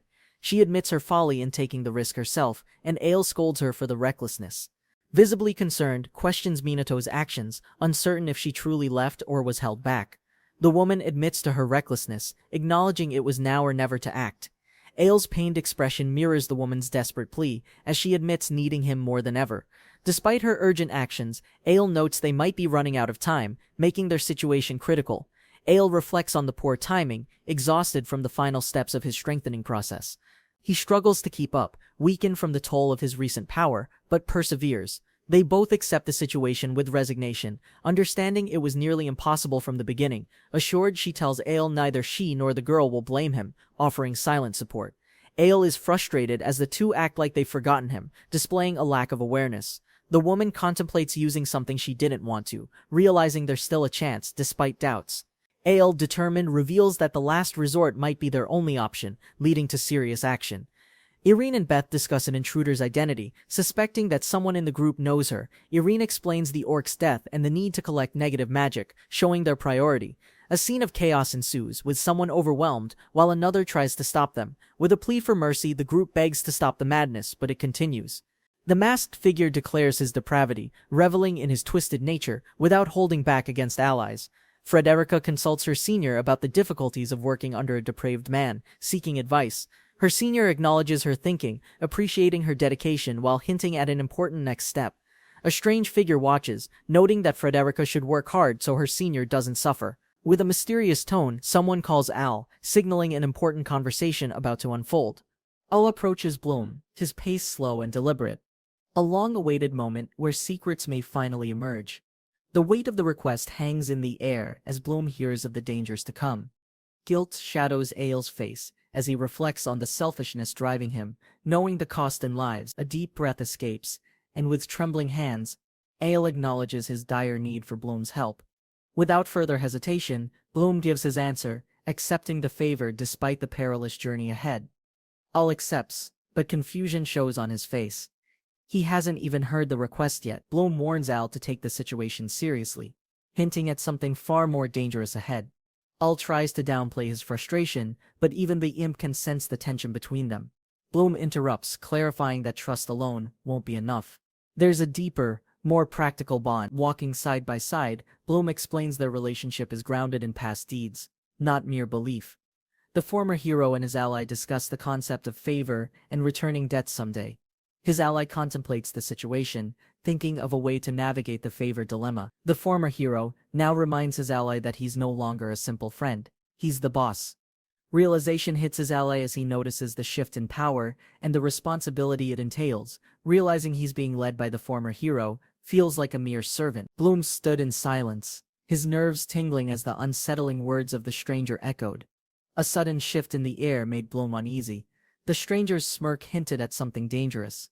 Bloom tried to mask his unease with a forced laugh, but his instincts screamed of danger. The casual exchange only deepened Bloom's uncertainty. He wondered who truly held the power in this moment. Determined, Bloom steeled himself, knowing that understanding the next step was crucial to what awaited him. Bloom learned of Beatrice's situation. She was in danger, and he couldn't ignore it any longer. Realizing the recklessness of her actions, Bloom became concerned. He couldn't understand why she did this. After hearing it all, Bloom felt both exhausted and determined. There was no turning back now. His companion, ready to obey, kneeled before him with a grin. "Give me my orders, master." Bloom was faced with a choice. His next step would shape everything. His eyes were steely. Bloom's command was clear, his voice cold as he ordered his right arm to act without hesitation. With a swift motion, Bloom's trusted ally sprang into action, determined to complete the mission. As the report on the intruders unfolded, Nina's thoughts grew troubled. She saw monsters as evil. Nina's heart broke as she experienced the twisted pleasure of the enemy's power being extracted. Mary's defiant laugh rang out, her family's anthem echoing. Her resistance to disgrace was absolute. The battle for her heart had been lost. She couldn't resist the darkness any longer. Kairos reflected on the torture they'd put the man through. He almost felt pity for him. Roy laughed loudly, surprised by his success. The satisfaction from the Lamias still lingered. As they gathered, Bloom's group prepared to move, taking their prisoners to where Beatrice awaited. Shock and disbelief spread through the group. Kidnapped the third princess. Bloom was caught off guard. Bloom stood in the center, bewildered by the group's sudden appearance and the tense atmosphere. Shocked, Bloom learned that Beth was actually Princess Beatrice. Everything he knew seemed like a lie. Bloom was caught off guard by the unexpected mission to rescue Mari Letsevak. It felt urgent. Annoyed, Bloom's companion questioned his requests, demanding answers. The frustration was evident in their words. Bloom dismissed his former title as knight, while his companion reminded him that things weren't resolved. Heard Nina's apology, realizing that the responsibility fell on her for the situation. Confused, Nina asked Beatrice why Mian's life was being targeted, unsure of the motives behind it. Beatrice explained the political conflict, where the two stepbrothers fought for the throne's power. Nina gasped in shock as Beatrice revealed the disappearance of the second prince and his role. Bloom questioned the throne's succession, realizing that the first and second princes were the closest heirs. Bloom and Nina locked eyes, both silently wondering how they'd ended up in this mess. Karos frowned, acknowledging that Mian's position in the succession should never have been a threat. Beatrice's smirk grew as she explained that Mian's unparalleled abilities made her a dangerous figure. Tension filled the room as everyone exchanged uneasy glances, wondering where this new information would lead. Karos reminisced about Mian's past, her fearless leadership, monstrous strength, and flawless grades. She was unstoppable. Bloom reluctantly admitted Mian was stunning. Nina, on the other hand, couldn't hide her admiration. Karos pointed out the truth. Mian, despite her low rank, stirred fear with her undeniable power. What changed? Bloom demanded. Beatrice's gaze hardened as she explained how Mian was cast aside. Bloom realized the grim truth. Rinmatar, with no military force, was left helpless against the deadly monster. A smirk tugged at Beatrice's lips. Mian had humiliated the town lord, earning the soldiers' deepest respect. Mian would forever be a threat. Her enemies knew she needed to be eliminated, no matter the cost. Beatrice, with a grim expression, explained how Mian was soon ordered back to the capital.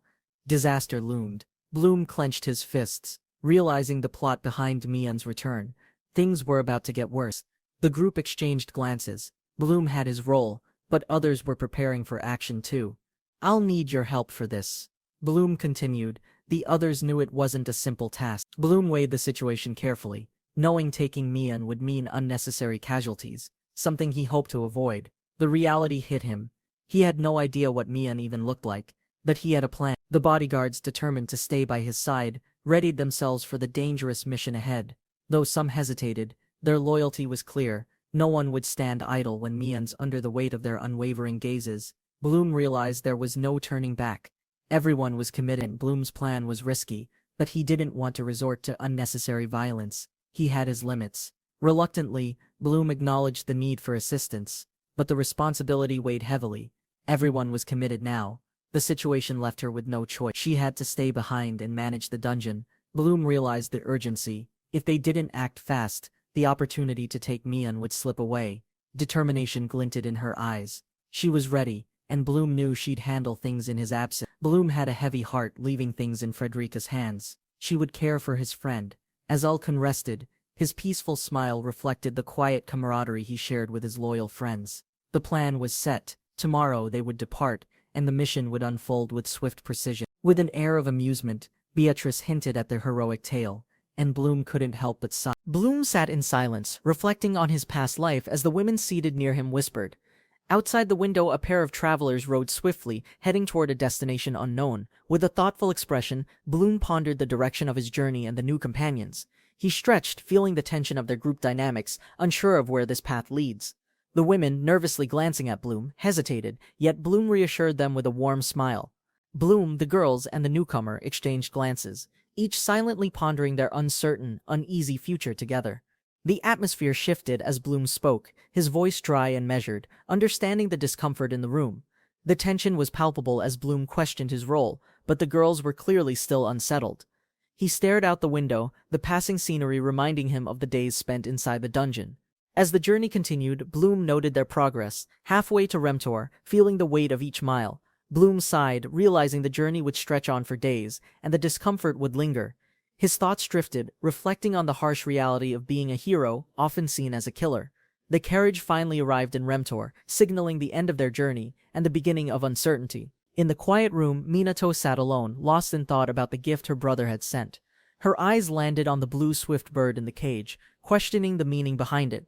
Mina watched the bird fly out the window, symbolizing freedom that she could only dream of.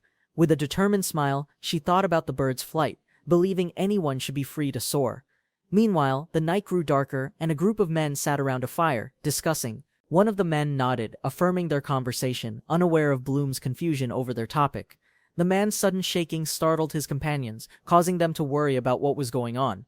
Bloom noticed the large man shivering, his tough exterior betraying his vulnerability to the cold.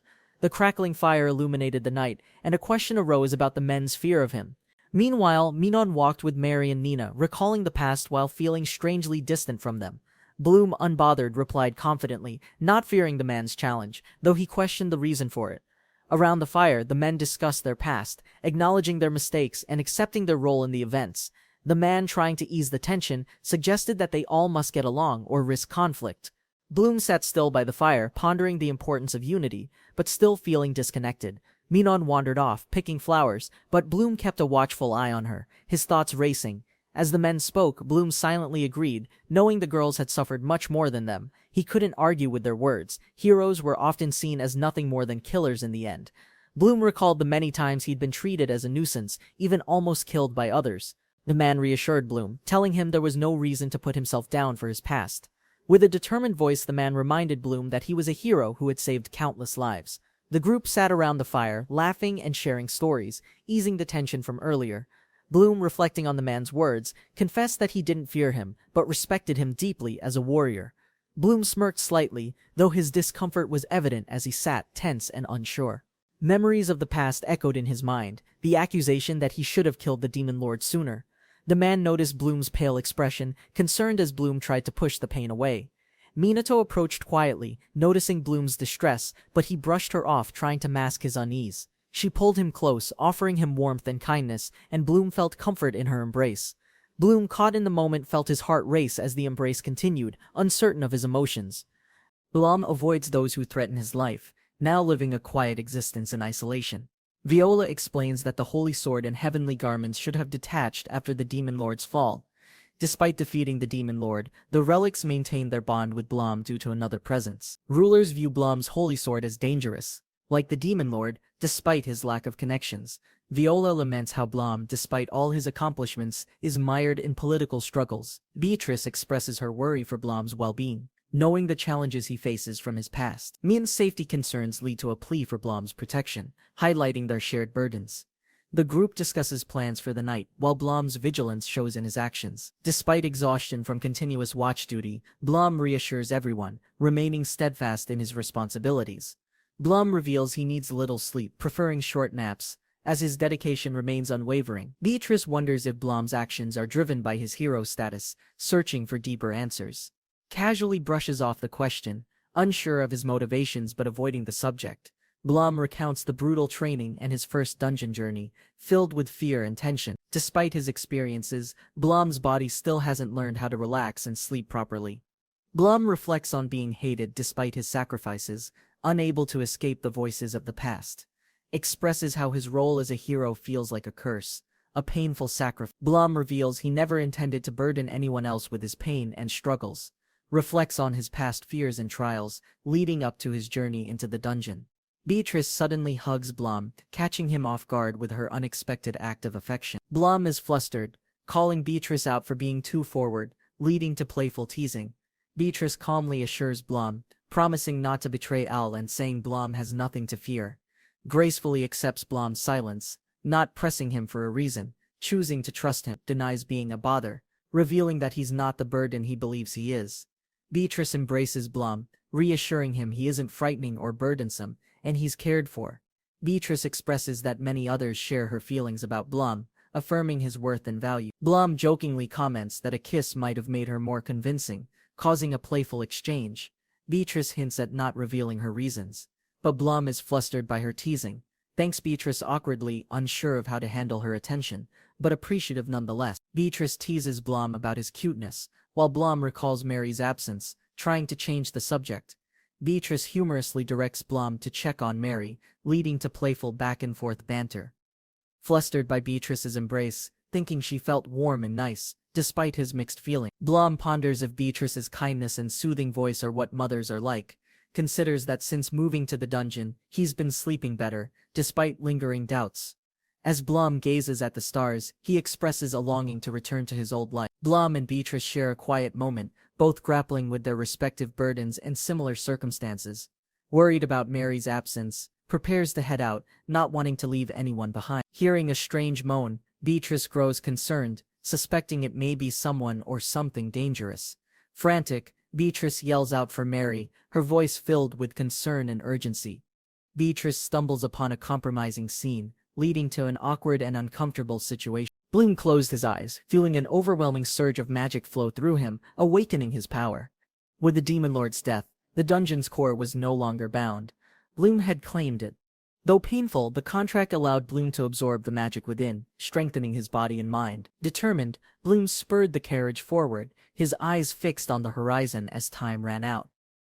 In a distant room, two women exchanged glances, sensing something about Bloom's journey was about to change. Bloom awkwardly addressed the situation, commenting on the strange dreams, but the girl remained flustered. With a sigh, Bloom realized the need for more tact, but the words escaped him. Despite his attempts to smooth things over, Bloom couldn't shake the feeling of responsibility. The girl, clearly distressed, confessed she never realized how deeply Bloom's actions had affected her. Holding her gently, reassured her, stating nothing mattered as long as it was for her sake. Mary tried to avoid Bloom, but her respect for him as a warrior made it complicated. She explained that while she had no resentment, the memories of past events kept resurfacing. The conversation shifted, and Bloom's actions reminded Mary of someone terrifying from her past. Bloom, determined to help, promised to resolve Mary's problems despite her hesitations. With newfound resolve, Bloom eagerly introduced his plan, declaring it the epic Mary restoration strategy. Bloom noticed the camp's atmosphere, watching the others laugh while Mary quietly stood, lost in thought. The group urged Bloom to take a break, reminding him of his role as their key fighter. Reluctantly, Bloom agreed, though he remained uneasy about the growing concern others had for him. Inside the carriage, Mary nervously awaited Bloom, her emotions betraying her as she anxiously waited. Bloom entered, surprised by Mary's unexpected appearance, his heart racing as their eyes met. Bloom's eyes narrowed, focusing ahead as if bracing himself for what awaited beyond the door. Without hesitation, he stepped forward, his cloak swaying as he reached for the handle. Exhaustion clouded his mind, convincing him he was simply imagining the sight before him. He muttered about his wandering thoughts, unaware Mary was truly there, struggling with her feelings. Mary, flustered, admitted his reaction embarrassed her further, leaving them in an awkward silence. Mary nervously explained her actions, while Bloom processed Beatrice's advice about using him to overcome her fear. Bloom's thoughts were clouded as he realized how confused he was by this strange situation. As Mary stood before him exposed, Bloom remembered her bold actions in battle, adding to his confusion.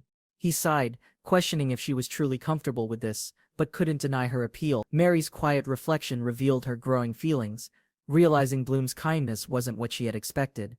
Mary, heart pounding, hesitated, feeling Bloom's warmth as she embraced him, overwhelmed by her emotion. Bloom couldn't ignore the feeling, his mind racing as he felt the sudden intensity of the moment. A teasing voice from afar mocked Mary's return to her usual bold self, breaking the silence. Bloom, waking up the next day, felt oddly refreshed, wondering when he had slept so deeply. The group arrived in Rinto, and Bloom's charm was noted once again, making his next move clear. Rimter's picturesque streets stood before them, the bustling city ready for the group's arrival. A gentle knock on Princess Mion's door signaled a visitor. Bringing new information to light, Kenneth Courtauld greeted Mion, his facade crumbling as he reluctantly addressed her. Kenneth warned Mion about the upcoming days, reminding her of the looming danger awaiting her. The dark truth emerged, as Kenneth sinisterly revealed, "You'll be killed once you reach Hector Sema's domain," commenting on Mion's actions, alluding to the havoc caused by Beatrice's schemes. Mion, with a flicker of annoyance, cut him off, hinting at her frustration with her mother's interference. Kenneth raised an eyebrow, noticing Mion's discomfort, but pushed forward with a subtle inquiry about Beatrice. With a sharp retort, Mion reminded Kenneth of her efforts. Her patience thinning as the conversation continued. Mion's smile grew, her tone teasing as she pointed out the absurdity of expecting gratitude, leaving Kenneth stunned. Shardy, Mion's overseer, spoke up, agreeing with her blunt assessment, which only added to Kenneth's frustration. Kenneth snapped at Shardy, attempting to deflect the blame, while awkwardly trying to regain control. The conversation shifted as Mion nonchalantly reminded Kenneth of her mother's horse, which had been a point of tension. Mion pressed further, making subtle accusations, suggesting Kenneth had been spending too much time away. Her insinuation about the horse and her mother stung Kenneth, and he anxiously avoided her gaze. Kenneth's face twisted with panic as Mion's remark hit home, wondering how she had uncovered the truth. Shardy, still composed, reminded Kenneth of his duties, giving him no chance to avoid the subject, With a smirk, cleverly deflected Kenneth's inquiry, mentioning her mother's escape and the horse's well-being. Straining to keep his composure, questioned Mion's knowledge of her mother's behavior, the situation growing tense. Mion's teasing smile widened as she acknowledged their shared predicament, leaving Kenneth uncertain of the future. Kenneth, frustrated, angrily insisted that Princess Mion would be taken to the imperial capital. No matter what, Mion stood firm, then calmly walked out of the room, determined to follow through with her fate. As Mion stared out the window, she quietly whispered to herself, thinking about her mother and Al. Meanwhile, Shardy's fury boiled over as he cursed his fate, knowing he couldn't stop Mion's journey. Kenneth, in a fit of rage, vented his frustration, taking it out on the poor rabbit in his room. Kenneth is enraged as Bloom's rival, Beatrice, takes his horses. He curses his misfortune. Bloom is told to follow instructions. His mood worsens, but he reluctantly obeys Kenneth's orders. At the mansion, Beatrice is seen deep in thought, recalling her family and troubles ahead. Shardy curses as she deals with a personal conflict. She struggles under Kenneth's sharp gaze, furious at being caught, struggles to deal with the consequences of his actions. Bloom returns to the room, greeted by a familiar face. She smiles, apologizing casually. Kenneth is furious, realizing his prized horse was borrowed. His frustration grows as he speaks. Taunts Kenneth, commenting on the taxes he's likely enjoying. Kenneth's annoyance intensifies. A group enters, and Kenneth reluctantly agrees to let the woman stay, albeit begrudgingly. The group laughs together, their mood lightened. Bloom thanks them, ready for the next adventure. Bloom watches the sunset, a smile playing on her lips. It's almost time, she thinks. Mion hurries ahead with her companion, excited for their new adventure. A damsel awaits them. The group insults Bloom, calling him a shrimp, and questions his constant attachment to Mion-sama. With a sigh, Mion reminds Bloom that he should call on her whenever trouble arises, showing concern.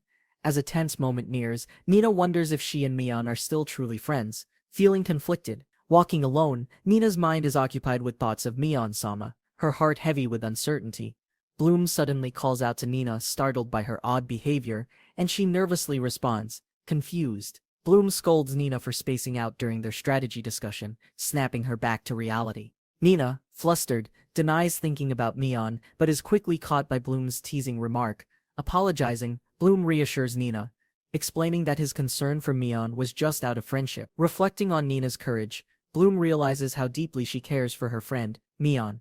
As they walk, Bloom acknowledges Nina's importance, confirming that she is indeed a precious friend. Determined, Nina declares that it's finally her turn to help Mion, who has always been there for her. As the sun sets, Bloom prepares to review their plan one final time before moving forward. With resolve, Bloom assures Nina that they'll save Mion, no matter the challenge they face.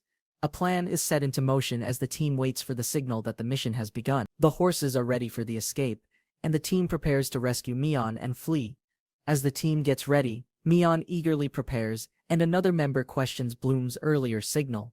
Mion, watching the events unfold, realizes the signal is here and prepares herself for the next move. Panic strikes as an enemy soldier shouts of an incoming attack, stirring chaos within the mansion. The battle erupts as Nina unleashes her Aether Fist, while Bloom fights with swift waves of light. After the intense battle, Nina and Bloom joke about their kills, with Bloom having the most. Bloom challenges Nina to a race, but she quickly misinterprets it, thinking he's ready to compete. Surprised, Nina chases after Bloom, calling out to him, determined not to let him get ahead. In her haste, Nina trips, flailing as she crashes into the floor, flustered and embarrassed. Quickly recovering, Bloom catches Nina before she falls, pulling her up with a playful grin. Nina protests, red-faced as Bloom grabs her in a hurry to avoid further harm, leading to an awkward moment. Bloom teases Nina about her growth, causing her to blush and protest his rude comment. The two head to the fourth floor, guided by the information from a guard, prepared for the mission. At the door, Nina and Bloom realize they've reached their destination. This is where Mion is held. Bloom, confused, observes that something seems off, as the room feels strangely unguarded. Nina, desperate and emotional, calls out for Mion, her anxiety growing as they approach the room. As Nina approaches the door, Mion warns her to wait, but Nina is already about to open it. Suddenly, a windblade cuts through the air, and a mysterious figure emerges in the room. The attack hits fast and sharp, and Nina barely has time to react to the windblades. With Nina in distress, Bloom calls out for Mion, worried about the consequences of the surprise attack. Bloom's laughter echoed as he observed the confused soldiers. The tension in the air was palpable. Suddenly, the sound of metal clashing broke the silence, signaling a skirmish between soldiers. Blum cursed his luck as he faced off against familiar, yet increasingly hostile, comrades. Kairos, exhausted but grateful, thanked Blum. Despite the chaos, he followed Empress Beatrice's orders. Blum listened intently, warning Kairos not to overthink. Survival depended on keeping priorities clear in battle. Blum laughs heartily with his companion, pondering whether the noise came from a cannon or sword. The realization hits Blum. He hadn't considered the consequences of a battle involving such power. Surrounded by enemies, Blum remains unfazed. He commands them to surrender, his voice unwavering. Blum furrows his brow, analyzing the situation. His mind begins to work, strategizing their escape. Though exhausted, Blum prepares for the next move. Reinforcements are necessary, but priorities must be set. Chaos outside had escalated, and they saw an opportunity to strike while confusion reigned. A questioning voice demanded answers, accusing them of causing the chaos. Tension filled the room. Their resolve firmed as they cornered the suspect, deciding whether to handle him immediately or not. Confrontation escalated further, but one voice reminded them to avoid killing, unless absolutely necessary. The criminal's true nature became clear: greedy, devious, and manipulative, with a strange obsession for horses. Keynes' success as a merchant helped develop Rimtur, transforming it into a thriving town of trade. Rimtur, once struggling, flourished under Keynes' leadership, turning into a famous tourist destination. Though his methods were controversial, Keynes' contributions to the Slovak Empire were undeniably valuable for its growth. Overwhelmed by admiration, one of his supporters teared up, praising his selflessness and devotion to the people. Keynes' clever manipulation was evident, though his actions deeply moved those who still believed in him. Keynes' actions sparked controversy, as the question of terrorism was raised. His deeds went too far. A rebellion was underway, as a defiant figure challenged the government's corruption and unethical rule. In the midst of chaos, a sharp move sent the enemy into a sudden slumber. With determination in her eyes, the leader vowed to put an end to the tyranny. Amid the upheaval, a plan unfolded, and it became clear this was her rebellion, her fight. A dark figure loomed, the air thick with tension, leaving one character shaken by the sight. She awoke in disbelief, unsure why she survived. Confusion and shock consumed her. With urgency, a figure rushed in, having just barely managed to save her from certain death. Frustration and concern boiled over as the figure yelled, blaming the reckless actions for the peril. Trying to calm the situation, another reassured her. Despite the pain, she felt deeply guilty. Bloom's wound seemed severe, but his pride as a former hero kept him from showing weakness. Despite the bleeding, he refused to rely solely on magic, pushing through the pain with determination. Nina's healing magic was applied, though Bloom was skeptical. Would it truly make any difference? The healing began to show slight progress, though Bloom remained doubtful about its long-term effectiveness. Nina's hesitation vanished, a stronger resolve forming as she continued to work. Nina, determined, did what she could to help, even if it was the only option left. Gratefully, Bloom acknowledged Nina's effort, asking her to save her magic for when it's needed most. The inevitable showdown was upon them, as Bloom readied himself for the confrontation with Shard. Bloom prepared himself as an intruder entered abruptly, bringing tension into the quiet room. His opponent's aggressive attack left Bloom confused, wondering why someone would strike without warning. As their blades clashed, Bloom narrowly dodged, realizing just how merciless his opponent was. The fight intensified as Bloom recognized his opponent's strength and the rebellious aura surrounding them. Impressed by the strategic skill it took to bypass the guards so effortlessly. Demanding to know the princess's whereabouts, his determination unwavering despite the challenge. Realizing the situation, Bloom figured out his next move, while his ally squeezed her weapon tightly. The battle continued fiercely, with Bloom's opponent questioning his choice to abandon spellcasting for a sword fight, explaining his choice to rely on swordsmanship, even managing to break through magical defenses.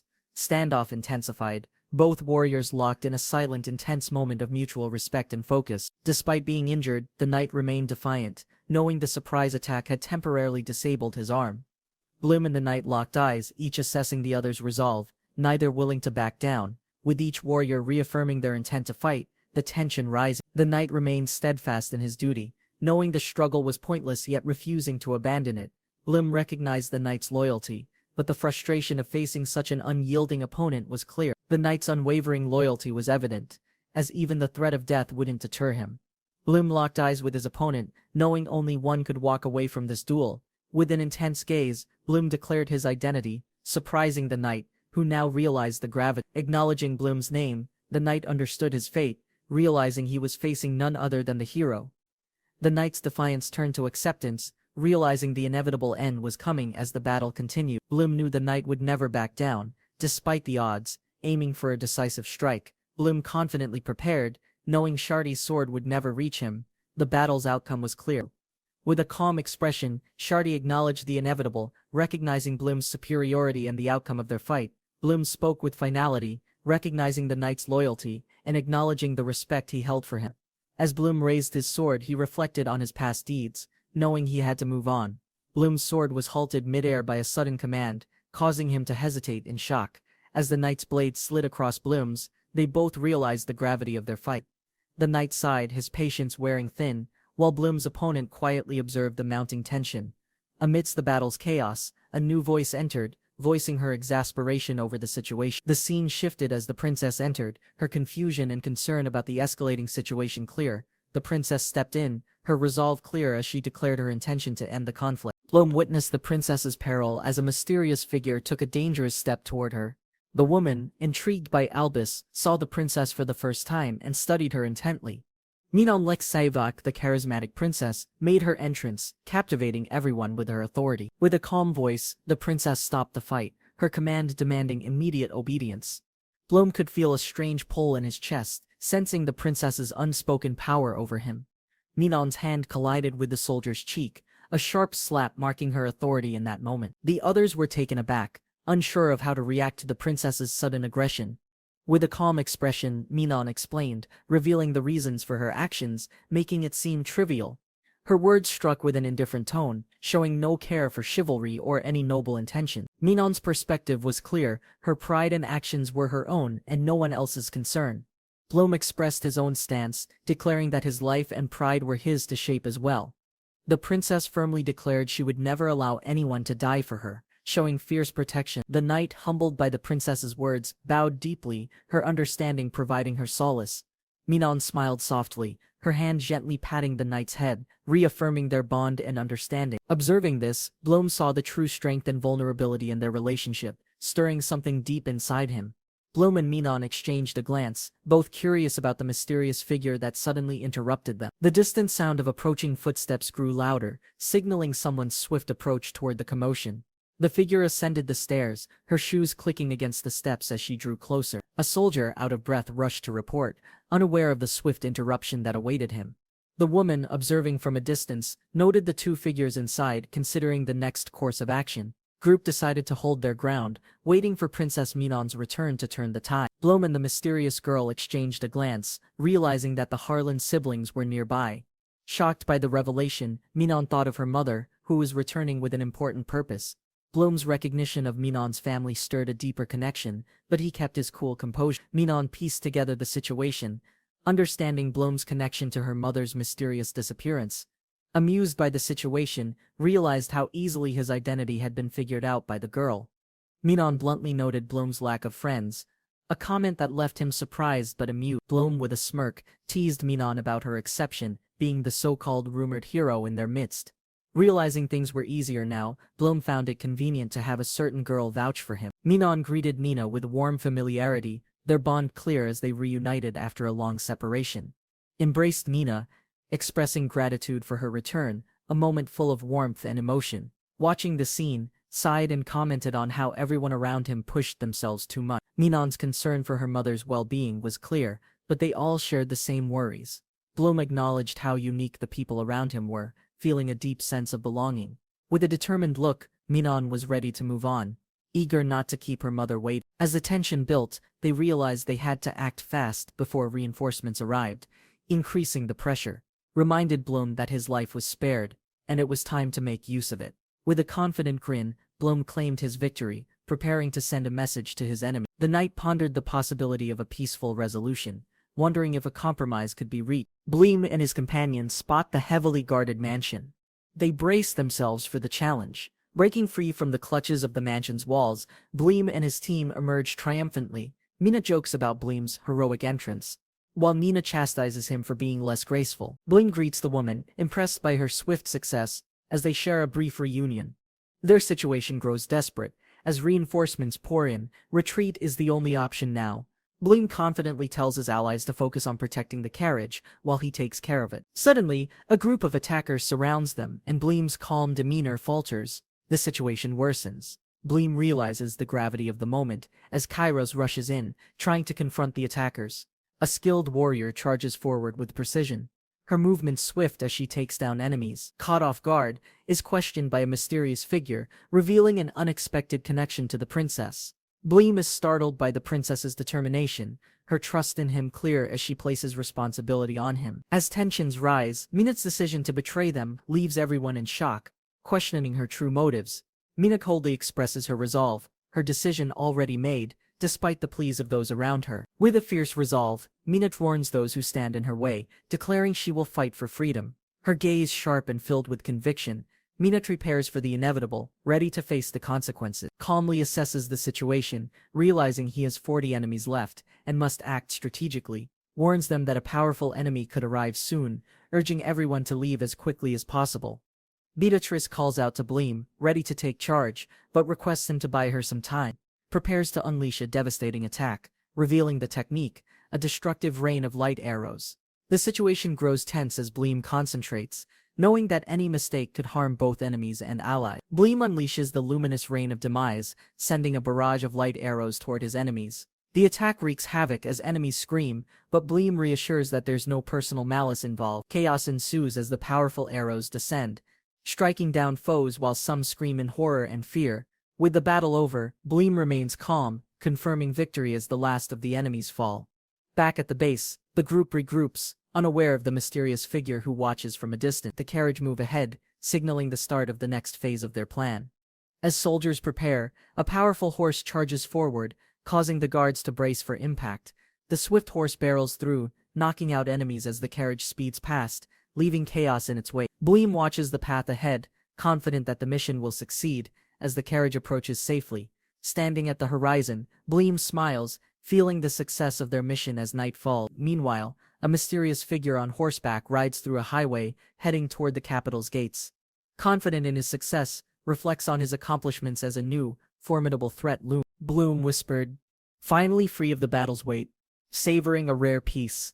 As the wheels rolled forward, Bloom thought of the uncertain road ahead, his mind heavy. Sitting in silence, Bloom's hands clenched tightly. Despite his victory, a deep sense of unease lingered. Unwilling to share his turmoil, Bloom's gaze remained fixed ahead, unable to speak his burden. One of them asked, their voices filled with worry, unsure of how to help. The weight of old memories lingers as Bloom silently acknowledges the history that continues to haunt him. Having traveled far, she's met with disappointment, struggling to comprehend the latest turn of events. As they stand across from the woman, their troubled expressions hint at a deeper unresolved conflict. The recollection of that time stirs something within her, a mixture of awe and fear. Through the window, the truth becomes clear. Bloom remains bound by the very weapon that controls him. Viola Lux, once his companion, now stands as one of the Empire's most formidable warriors. With only half a day to spare, they brace for the worst pursuit that could be coming. Despite the comforting words, Bloom's refusal to believe stirs a cold determination deep inside. The gate guard's report hints at a new direction, leaving them to wonder about the group's intent. A single word escapes his lips, filled with fear. Her presence is imminent and trouble follows. Viola's keen intellect will lead her to the frontier, where they plan to take shelter. The dungeon, once a place of darkness and fear, is now their only hope for survival. Narrow mindset makes her predictable, but the group knows her relentless pursuit will be fatal. She's not simply strong, she's a force to be reckoned with, and Bloom knows it all too well. Her voice echoed in the air as she ordered her subordinates, the tension building for what's to come.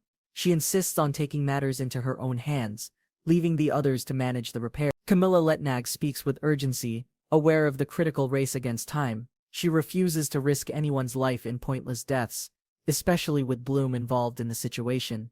Her strategy involves combining their forces, making the pursuit more manageable against a powerful enemy. Realizing the only way to overcome Bloom's strength is through collective force, they prepare to move as one. The debate about Bloom's power continues, with a comparison to the hero of destruction.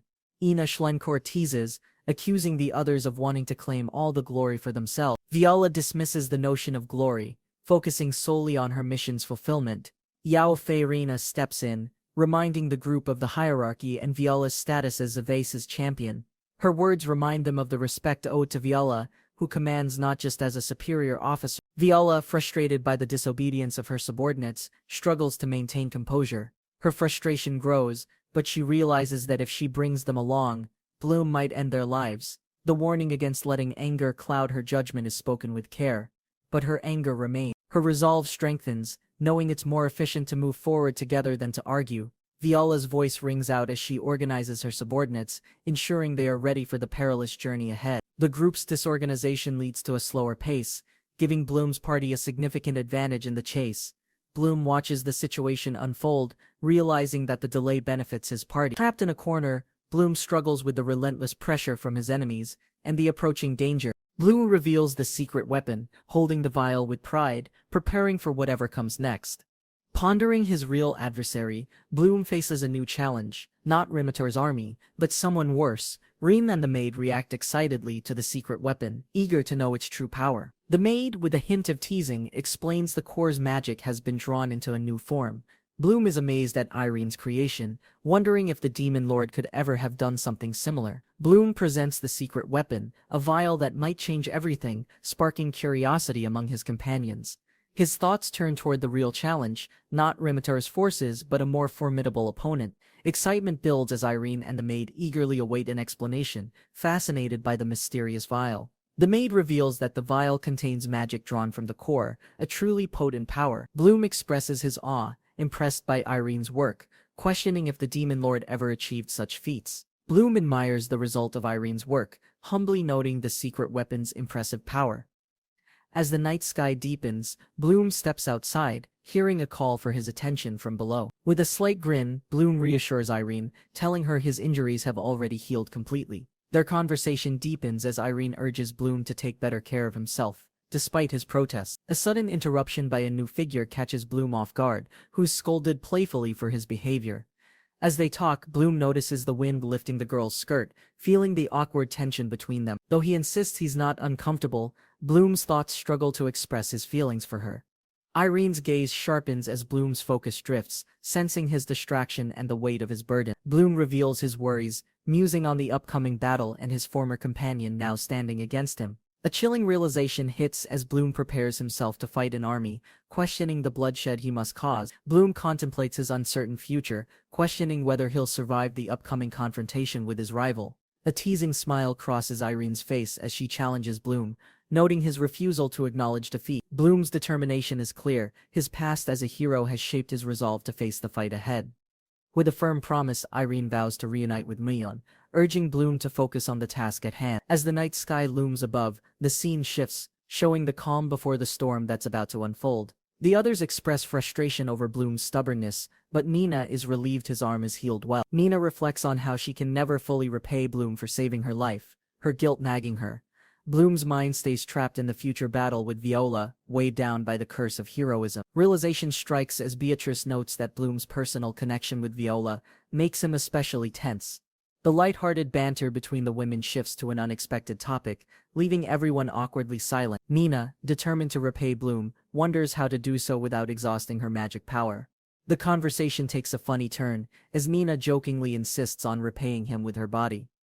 With an exaggerated declaration, Nina, ready for whatever comes next, steps into action with full commitment. Around the campfire, Bloom and his group laugh together, enjoying a rare moment of peace. A sense of déjà vu washed over Bloom as he approached the door. Something felt off. The girl, small and nervous, greeted Bloom shyly. Her unexpected presence made him uneasy. As Bloom opened the door, he was met with the sight of the girl kneeling. With narrowed eyes, Bloom sized up the situation, his expression unreadable as he remained still. Bloom turned sharply, his hand poised on the door handle, preparing to face whatever awaited inside. A feeling of dread crept up Bloom's spine as he considered the girl's intentions with his wounds. Under the starry night, Bloom hesitated, knowing he had to hear her out before deciding. Sitting in silence, Bloom waited patiently, while the girl reluctantly acknowledged his earlier advice with uncertainty. Bloom waved off her concerns, trying to reassure her, though his arm was far from healed. Tears welled up in her eyes as she recalled how Bloom risked everything to save her. Flustered and vulnerable, she clutched her cloak, offering to repay her debt in an unexpected way. Bloom was caught off guard, struggling to process the girl's bold offer with mixed feelings. Sitting beside him, she hesitated, quietly admitting that she never expected things to unfold this way. Bloom's expression softened as he reassured her, emphasizing that mutual enjoyment was the key to everything. She stammered, embarrassed by her words, but Bloom, ever confident, challenged her with his fire resolve.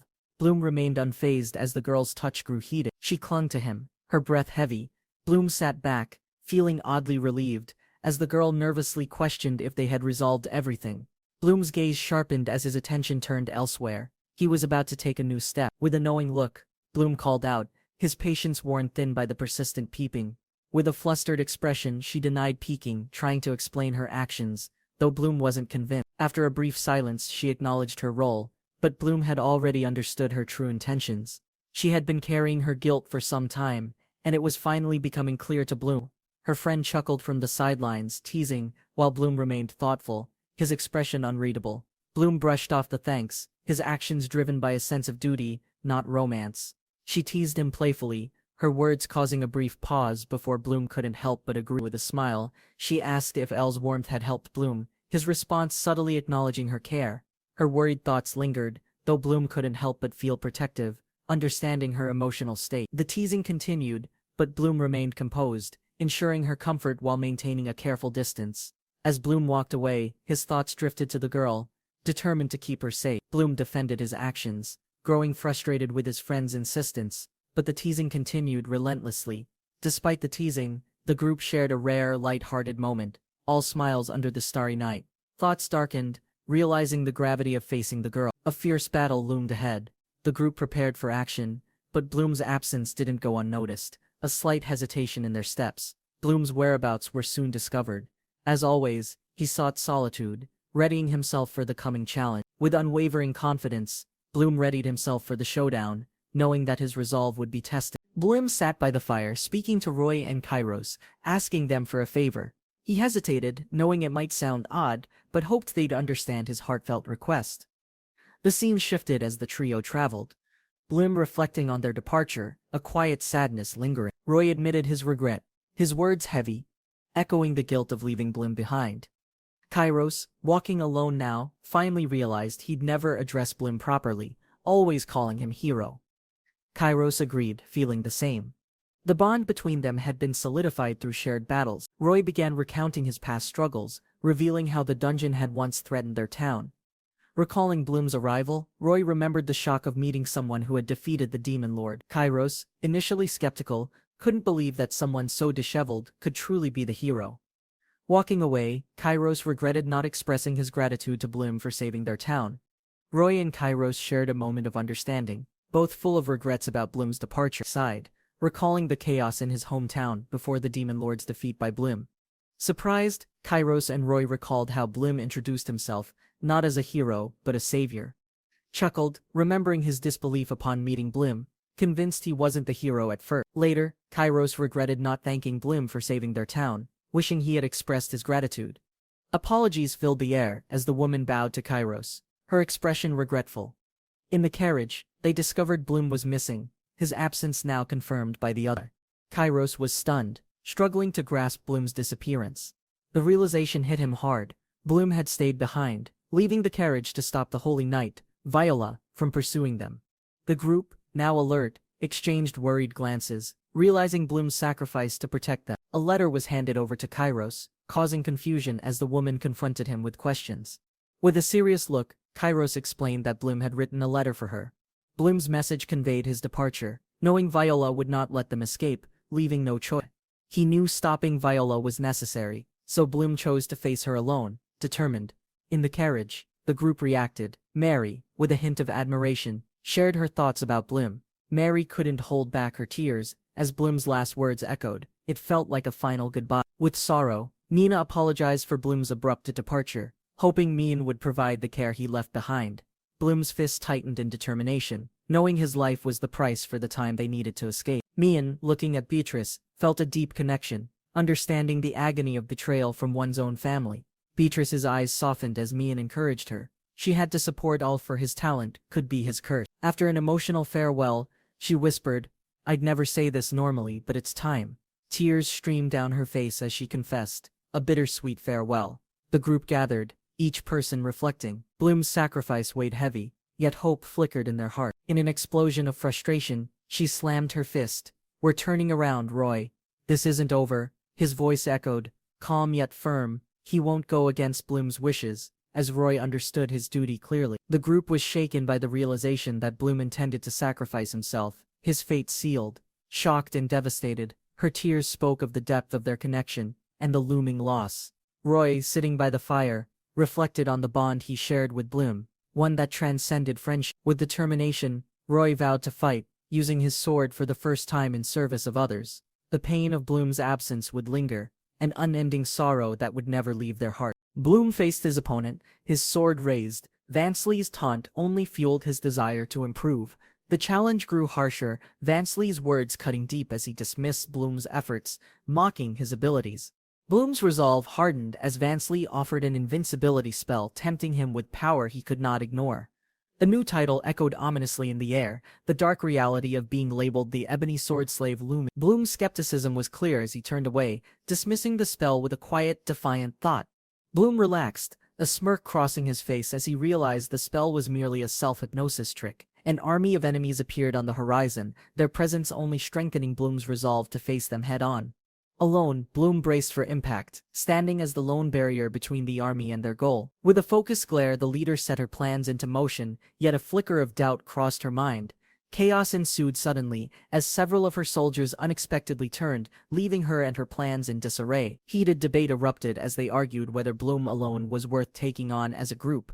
The others hesitated, ready to jump into action, but a reluctant commander couldn't bear to act recklessly. With firm resolve, the commander rallied her knights, calling them to show their might in Bloom's name. A sudden realization struck her as her forces moved too hastily, her command faltering in the chaos. As her mind raced, she questioned what actions could prevent more casualties and save Bloom from harm. Bloom observed the situation coldly, choosing to let the others suffer, knowing their helplessness. Noticing Viola's absence, Bloom's sharp gaze questioned why she stayed behind. Something was off about her. Bloom prepared himself to return to his former self, willing to face anything, even Viola. Enemies before him were merely a warm-up, but Bloom wasn't impressed by their strength. The ominous words echoed in his mind. Ebony Sword Slave, a symbol of an inevitable fate. Words Ebony Sword Slave pushed Bloom's focus to the limit, sharpening his killing intent. His heart, clouded by emotion, could only weaken him. Bloom knew he had to conceal it. Despite the heavy burden, Bloom found himself believing in those words, though they held no power. A massive army gathered ahead. Bloom's expression remained stoic as he prepared for what awaited. Knights of the Holy Empire, determined, declared their resolve to face Bloom in battle. "Lay down your weapon," the knight commanded, but Bloom's gaze remained unwavering, sensing the inevitable. The battle began. With a single motion, the charge pierced the air, ready for carnage. Shock ran through their faces, realizing Bloom's response was swifter than they could comprehend or react. Bloom's sword clashed with the knight's force, creating an explosion of power that shook the ground. Screams filled the air as the once proud knights were crushed under Bloom's overwhelming might, trembling. "No!" the knight's scream echoed. Fear spread, knowing Bloom's overwhelming strength was unmatched on the battlefield. Confusion spread among the knights as Bloom moved with swift precision. Was that his doing? The impossible had just happened. The knights were frozen, paralyzed by the sheer terror of Bloom. Bloom's cold stare sent chills down their spines. His power, terrifying and unstoppable, was now evident. With chilling clarity, Bloom declared, "You're all going to die," sealing their grim fate with certainty. Before the Demon Lord's defeat, Bloom was asked, "What will you do once it's over?" Noah fretted, fearing bad luck, but the confident response came, "Don't worry, it'll be fine." Bloom, uninterested in divine protection, dismissed the concept, stating his indifference towards gods and their power. He paused, a slight smile forming. "I don't have anything particular in mind," he hesitated. Bloom gripped his sword, considering the end, stopping pointless deaths and parting with this blade. A thought. Bloom stood amidst the carnage, his cold expression the only response to the defeated knights. With a single word, "Die," Bloom's blade cut through the air, striking his enemies mercilessly. The knight lunged at Bloom, but with another swift motion, Bloom effortlessly overpowered him. "Die." Viola's shock was evident. Half the knights, 50 of the Empire's best, were dead in moments. Frustration boiled over. Bloom had wiped out the elite knights all by himself in 30 minutes. Trono charged at Bloom with a fierce yell, determined to stop him, but Bloom remained calm. The archers responded quickly, releasing a volley of arrows in an attempt to cover Trono. Bloom moved with precision, his eyes calculating, predicting every arrow's trajectory, his actions flawless. Realizing Bloom's terrifying skill, cursed. Bloom's ability to predict arrows left them defenseless. With a command, Bloom summoned a blazing sword, the light cutting through the enemies with fury. Bloom's eyes narrowed as his enemies prepared to attack. Nothing could escape his sharp focus. With a commanding word, Ignis, Bloom's sword lit up, slashing through his opponents with fierce flames. Aina launched her attack, but Bloom effortlessly evaded, his eyes still calculating every movement. Viola's disbelief was evident. Bloom remained unharmed, his indomitable power shaking the faith of the knights. Bloom raised his sword high, ready for the next move. Explosive lance of light, he declared. The light streaked across the sky as the women reacted, fear taking over their expression. Voice echoed through the room, reminding them of their hidden fears, causing panic and doubt. Intimate moments shared were filled with whispered words, their relationship growing stronger in secrecy. Her voice trembled, suggesting they ignore others, as they were warriors worthy of admiration and strength. Amid the tenderness, a warning echoed, prideful warriors may one day sacrifice everything for their cause. The light beam soared. Trono and the others fled in fear, knowing they couldn't escape. Hector's agonized expression showed his sorrow as a deep feeling of guilt overcame him. Viola stood with a grim expression, her resolve hardening. They could not stop Bloom alone. With a powerful stance, Viola invoked the light, creating a dazzling attack to match Bloom's power. Frustration turned to despair as she realized the vast gulf between Bloom's power and theirs. With determination, stepped forward, warning the others to stay back as the true battle began. She once thought he was the ideal hero, a killer without hesitation. Chosen by relics, their skills and precision mirrored each other perfectly, both distanced from others, living within their own worlds of solitude. Viola's words hinted at a deeper transformation. Bloom was rediscovering who he truly was, no longer a hero. He realized he was just an ordinary man, finding his place. Bloom's past haunts him as Irene accuses him, her gaze cold, of shedding more blood than most. Shouting his name, Irene confronts Bloom, demanding an answer before her final strike ends everything. With tension rising, Irene questions Bloom's motives, her fury burning as he coldly shrugs off her inquiry. The weight of Irene's words hits Bloom, her sword raised to strike as she sees him as a threat. With her eyes full of resolve, Irene charges, screaming her intent. She must kill Bloom now. Bloom parries Irene's fierce strike, his sword barely holding against the overwhelming force of her assault. With fierce determination, Irene boasts about her heavenly garments, claiming invincibility against his holy sword. Confident, Irene explains her garment's power, their form constantly shifting to adapt and overpower any opponent. A taunting smirk crosses Irene's face as she declares her garments rivaled the might of his holy sword. Unfazed, Bloom holds his ground, claiming that even without a sword, his warrior spirit remains unmatched. With a confident grin, Irene declares her body alone is enough, no weapon needed to win. She taunts Bloom, claiming that even his sword can't touch her if he doesn't use light. Summoning her power, Irene unleashes her destructive swift light attack, aiming to overpower Bloom in an instant. Bloom reacts swiftly, countering her strike with incredible precision, proving his strength is still unmatched. Irene smirks, acknowledging his skill, but explains that her garment's healing power ensures she'll never stop. Irene shrugs off her injury, dismissing it as a mere scratch, her confidence unshaken in battle. With fierce determination, she strikes Bloom, declaring that only light can cut through her powerful garment. Bloom, surprised by the sharpness of the attack, notices his weapon's power waning as she fights back. Undeterred, Bloom grips his sword tightly, preparing for the next exchange, his gaze unwavering. The two face each other, battle-worn but resolute, locked in a fierce stare, ready for the next clash. Bloom playfully mocks Viola, commenting on her chatter, to which she responds with a sly remark. Irene reflects on leadership, noting that even with subordinates, one must learn to communicate effectively. Determined, Irene vows to honor the fallen warriors, stating she cannot afford to lose this battle. Meanwhile, the quiet princess watches the night sky, as a carriage rolls by in the distance. Later, a servant discusses a magical artifact, explaining that Bloom entrusted it to be returned to Al. The servant questions whether Minan-sama tried contacting Al, who might be testing their range. Minan-sama gazes out the window, softly calling out Al's name, a moment of silent reflection. Bloom, with fierce resolve, declares he won't lose, his sword shining as he gathers power. The light swells around him, ready to unleash his ultimate boost, a fierce determination in his eye. With an intense focus, Blum summons the ultimate boost, preparing for the final decisive moment in battle. Blum activates his ultimate boost, pushing his body beyond human limits, matching the Holy Sword's power. Irene, realizing the danger, recalls that Blum has only used this technique in his fight with the Demon Lord. With a heavy breath, Irene braces herself, acknowledging the consequences of facing such a power at full strength. Both warriors prepare for their final clash, each surrounded by intense energy, ready to give everything. A curious Ald wonders who is stronger between Bloom and Viola.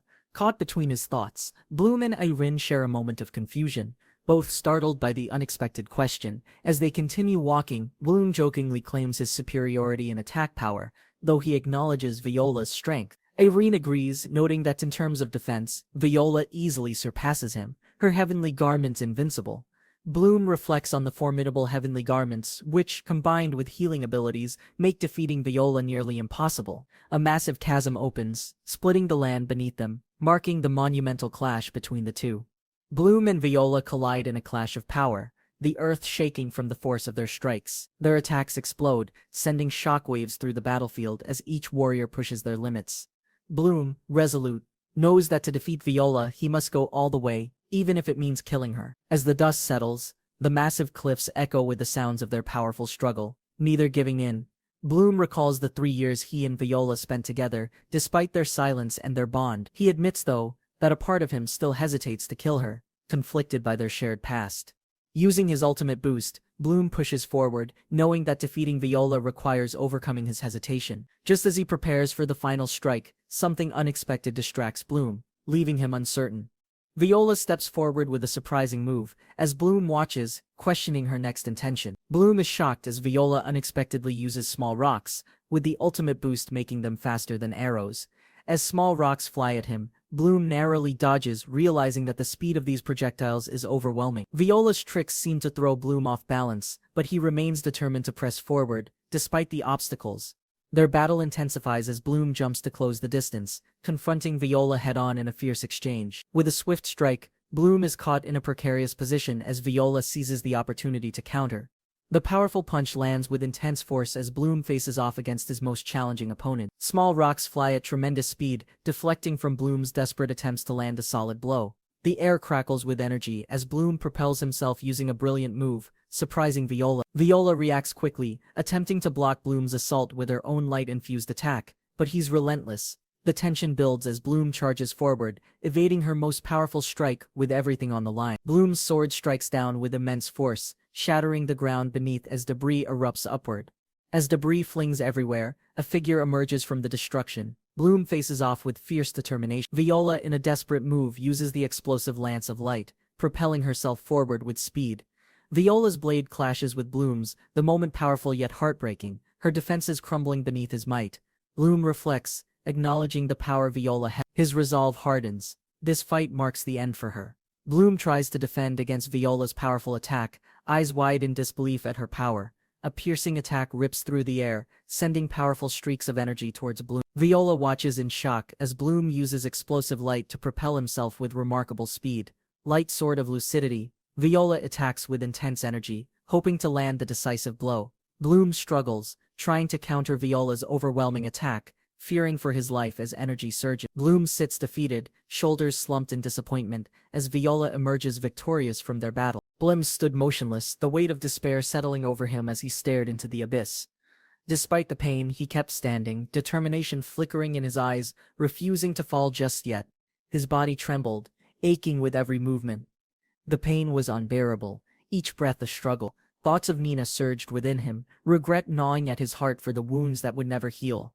Exhausted and broken, Blim's mind raced, wondering why he still fought when everything seemed hopeless. Blim's steps faltered as the familiar voice accused him of losing control, the weight of his actions settling in. The voice reminded him of the bloodshed, recounting the men he had slain, and Blim's resolve wavered. He denied the exhaustion, still pushing through despite the pain, but the words rang true in his mind. The realization hit. It wasn't the battle, but his own heart that was heavy with guilt. "You're just not fit to be a murderer," the voice cut through his thoughts, and Blim froze, torn. Blim's past weighed on him, and the voice revealed the differences between their reasons for fighting and killing. The voice grew more accusatory, accusing him of killing because of the curse tied to his heroism. Blim's response faltered, his mind unable to escape the truth of his actions, even if forced. The voice pressed harder, highlighting Blim's struggle, pushing him to fight when he no longer wished to. Finally, Blim snapped, his anger flaring. "Shut up! You don't know anything about me," he yelled, desperate. Blim's mind spiraled, his voice breaking as he declared that killing was his nature, the weight of his actions overwhelming him. Frustration built as he questioned everything he'd done, his purpose, and his identity. "What am I?" The response was cold, clear, and cutting. He wasn't a killer, he was simply human, struggling. Blim's hands trembled as he fought to rise, his body protesting with every motion. The world felt heavy. The air was thick with tension as Blim struggled, while his opponent stood motionless, awaiting his next move. Tears filled her eyes as she spoke, her voice gentle but firm, urging Blim to surrender himself. The stars above them seemed to shimmer as the voice called out once more, pulling Blim deeper into his turmoil. Viola's words softened the atmosphere, but Blim couldn't understand. Was there truly no other path? A bitter laugh escaped him. "To think I'd be pitied by you," he chuckled, feeling trapped. Blim's gaze sharpened as he pushed through the pain, his resolve hardening. "There are things I want to protect." Viola's gaze softened, her voice filled with sorrow as she offered him a final act of mercy. Blim, struggling, managed a bitter laugh. Though he could stand, he was unable to advance any further. Her hand raised in determination as she prepared to end it all, her words carrying a cold finality. Blim chuckled darkly, recalling how far he had fallen, realizing the tragedy of this moment. But as the pain reached its peak, Blim's spirit ignited with a newfound resolve to protect what mattered. Viola's frustration boiled over as she glared at Blim, her voice thick with anger, calling him a bastard. Blim, disoriented, looked up at her, confusion and exhaustion written across his face. He murmured. A familiar voice interrupted the silence, echoing across the battlefield. A figure appeared, walking toward the scene, eyes focused and determined. A strange light appeared in the distance, and Bloom squinted at a moving carriage ahead. A sudden burst of light filled the room, prompting confusion as someone teleported in unexpectedly. Bloom collapsed ham to the floor, wincing, realizing how difficult it was to teleport into a moving target. "Is that you, Al?" Bloom's voice trembled, his eyes locking on the familiar figure. Minan's expression softened as she smiled. "I'm so relieved to see you, Bloom. You're safe." Minan's footsteps echoed, drawing Bloom's attention as she approached, her presence unsettling in the quiet room. Bloom realized the hero had stayed behind, facing the holy night, ensuring their escape from danger. Gratitude lingered in Bloom's thoughts as he prepared to continue his journey, leaving Minan behind. At the valley's entrance, Bloom knew the duel would unfold, its outcome uncertain and tense. Crossed paths with Al, noticing the stark differences between them, his frustration with the situation growing. Bloom focused on the injured ally, determined to heal them quickly as he prepared to act. With a powerful incantation, Bloom unleashed multiple spells simultaneously, his control over magic unmatched. His opponents were shocked, realizing Bloom was casting several spells at once, a dangerous tactic. A sudden burst of radiant energy filled the air, as heavenly garments materialized in a flash. With a confident stance, Mina braced herself, her ultimate defense preventing any damage from the attack. Bloom's powerful spell created a massive crater beneath Minan, shaking the ground with immense force. Minan, frustrated, realized that Bloom was using binding magic to limit her movements, narrowing her options. The rock formation surrounded her like a cage, no longer allowing her to escape the binding spell. Bloom, however, remained confident, knowing that Minan would eventually break free from the magical trap, raised his hand, calling on time manipulation magic, hoping to reverse the flow of time. Healing magic flowed from Bloom, swiftly closing the wounds, ensuring his ally wouldn't be lost anytime soon. Surprise flickered across Al's face as he realized Bloom was now casting multiple spells with ease. Bloom shared the secret of his newfound power, revealing how he absorbed the dungeon core's mana.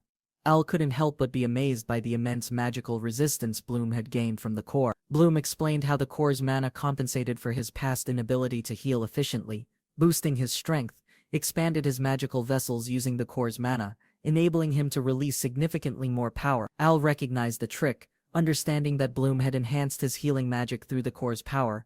Bloom chuckled, recalling how Irene had scolded him when she found out about his risky actions. Al questioned Bloom's sudden appearance, reminding him that he had been expected to protect the dungeon.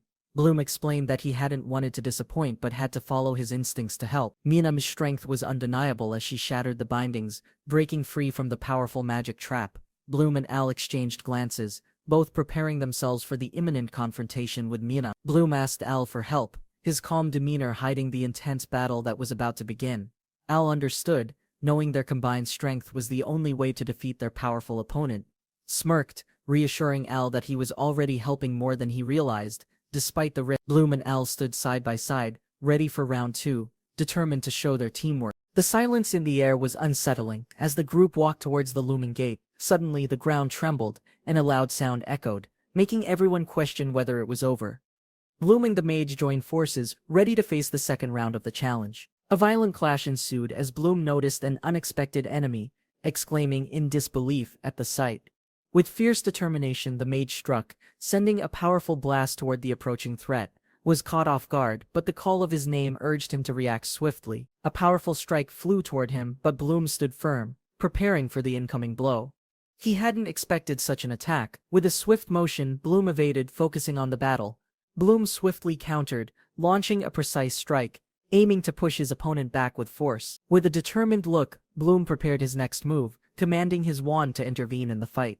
Bloom smirked, countering her attack with a sturdy barrier, declaring he wasn't outmatched by her powers. A new opponent emerged, challenging Bloom's focus. Her taunting question made the atmosphere even more tense. Bloom remained unfazed, his confidence unwavering, despite the threats and the complicated battle scenario surrounding him. His ally warned him about his stamina and fading power, but Bloom assured them he was fine. The enemy sneered, taunting Bloom for his weakness, claiming he could no longer defeat them easily. Bloom's calm demeanor hid his growing confidence. He was now ready to face his opponent fully. The confrontation intensified as the combatants prepared for the next phase. Tension filled the air. Bloom analyzed the situation carefully, noting how Viola's behavior had shifted throughout their dangerous battle. Realization dawned on Bloom. His past instincts, the ones of a ruthless killer, were resurfacing. Bloom respected Viola's calm composure. Her unwavering focus only added to the intensity of their fight. Chuckled, commenting on how Viola had transformed. She'd certainly come a long way since their past. While pondering Bloom's condition, they realized his wounds couldn't be fully healed, leaving him at a disadvantage. Bloom's movements caught Viola's attention. She noticed something unusual, suspecting a change in his tactics. Bloom launched his signature light burst, a devastating holy sword skill pushing the battle into high gear. The ground shook as Viola remained undeterred, her power growing in response to Bloom's powerful assault. Bloom playfully teased Viola, amused by her reaction, but she wasn't having any of it. Determined to show his strength, Bloom unleashed his light strike, showcasing his prowess with the holy sword. Viola, frustrated with Bloom's teasing, argued that his new skills still weren't good enough for her. With a confident smirk, Bloom boasted that this was who he was now, unpredictable and playful. He revealed to Viola that he had changed, no longer needing the will to kill others. Bloom teased Viola further, asking if she really wanted to focus on him as she prepared for battle. Viola, inspired by Bloom's creativity, decided to develop her own unique skills to counter him. With a smirk, Bloom proudly announced his move, jokingly claiming it was the quadruple fist. Before the battle resumes, Bloom wonders aloud how to defeat Viola in a single strike. His ally explains, the heavenly garments grant automatic healing, making a quick defeat nearly impossible. They strategize further, realizing that disabling both skills would give them a fighting chance. Uncertainty lingers as Bloom questions how they can even hope to disable such powerful abilities. Bloom finally smiles, confident that a small, clever plan could be their solution to victory. Bloom examines the situation, preparing for a task that could tip the balance in his favor. As the plan unfolds, Bloom realizes the task is more complicated than expected, requiring precision and care. With a burst of energy, Bloom readies himself, ready to engage in the fierce battle once more. The battlefield intensifies, and Bloom finds a critical opening, a chance to strike decisively. Drawing on the last remnants of holy power, Bloom activates the light sword, ready to finish it. Bloom struggles, his body refusing to obey. The weight of exhaustion and magic is unbearable. He reflects on the holy sword's power, knowing its effects are short-lived, leaving him paralyzed. With no time to waste, Bloom steels himself, knowing this moment could decide his fate. The battle grows more intense, Bloom's resolve unwavering as he faces an opponent without mercy. Summoning all his strength, Bloom charges, ready to break through, determined to overcome his limits. Bloom, struggling, can barely move as the weight of his remaining energy drags him down. Exhausted, Bloom reflects on the price of using the Holy Sword's ultimate power. It's draining. His mind clear, Bloom charges forward with nothing but determination, knowing this battle could decide everything. Just as Bloom prepares to strike, his opponent smiles, not showing any sign of fear. With a confident declaration, Bloom reveals the true objective. This isn't over yet. He has another goal. The vial cracks, and Bloom looks back in shock, realizing his plan might be slipping away.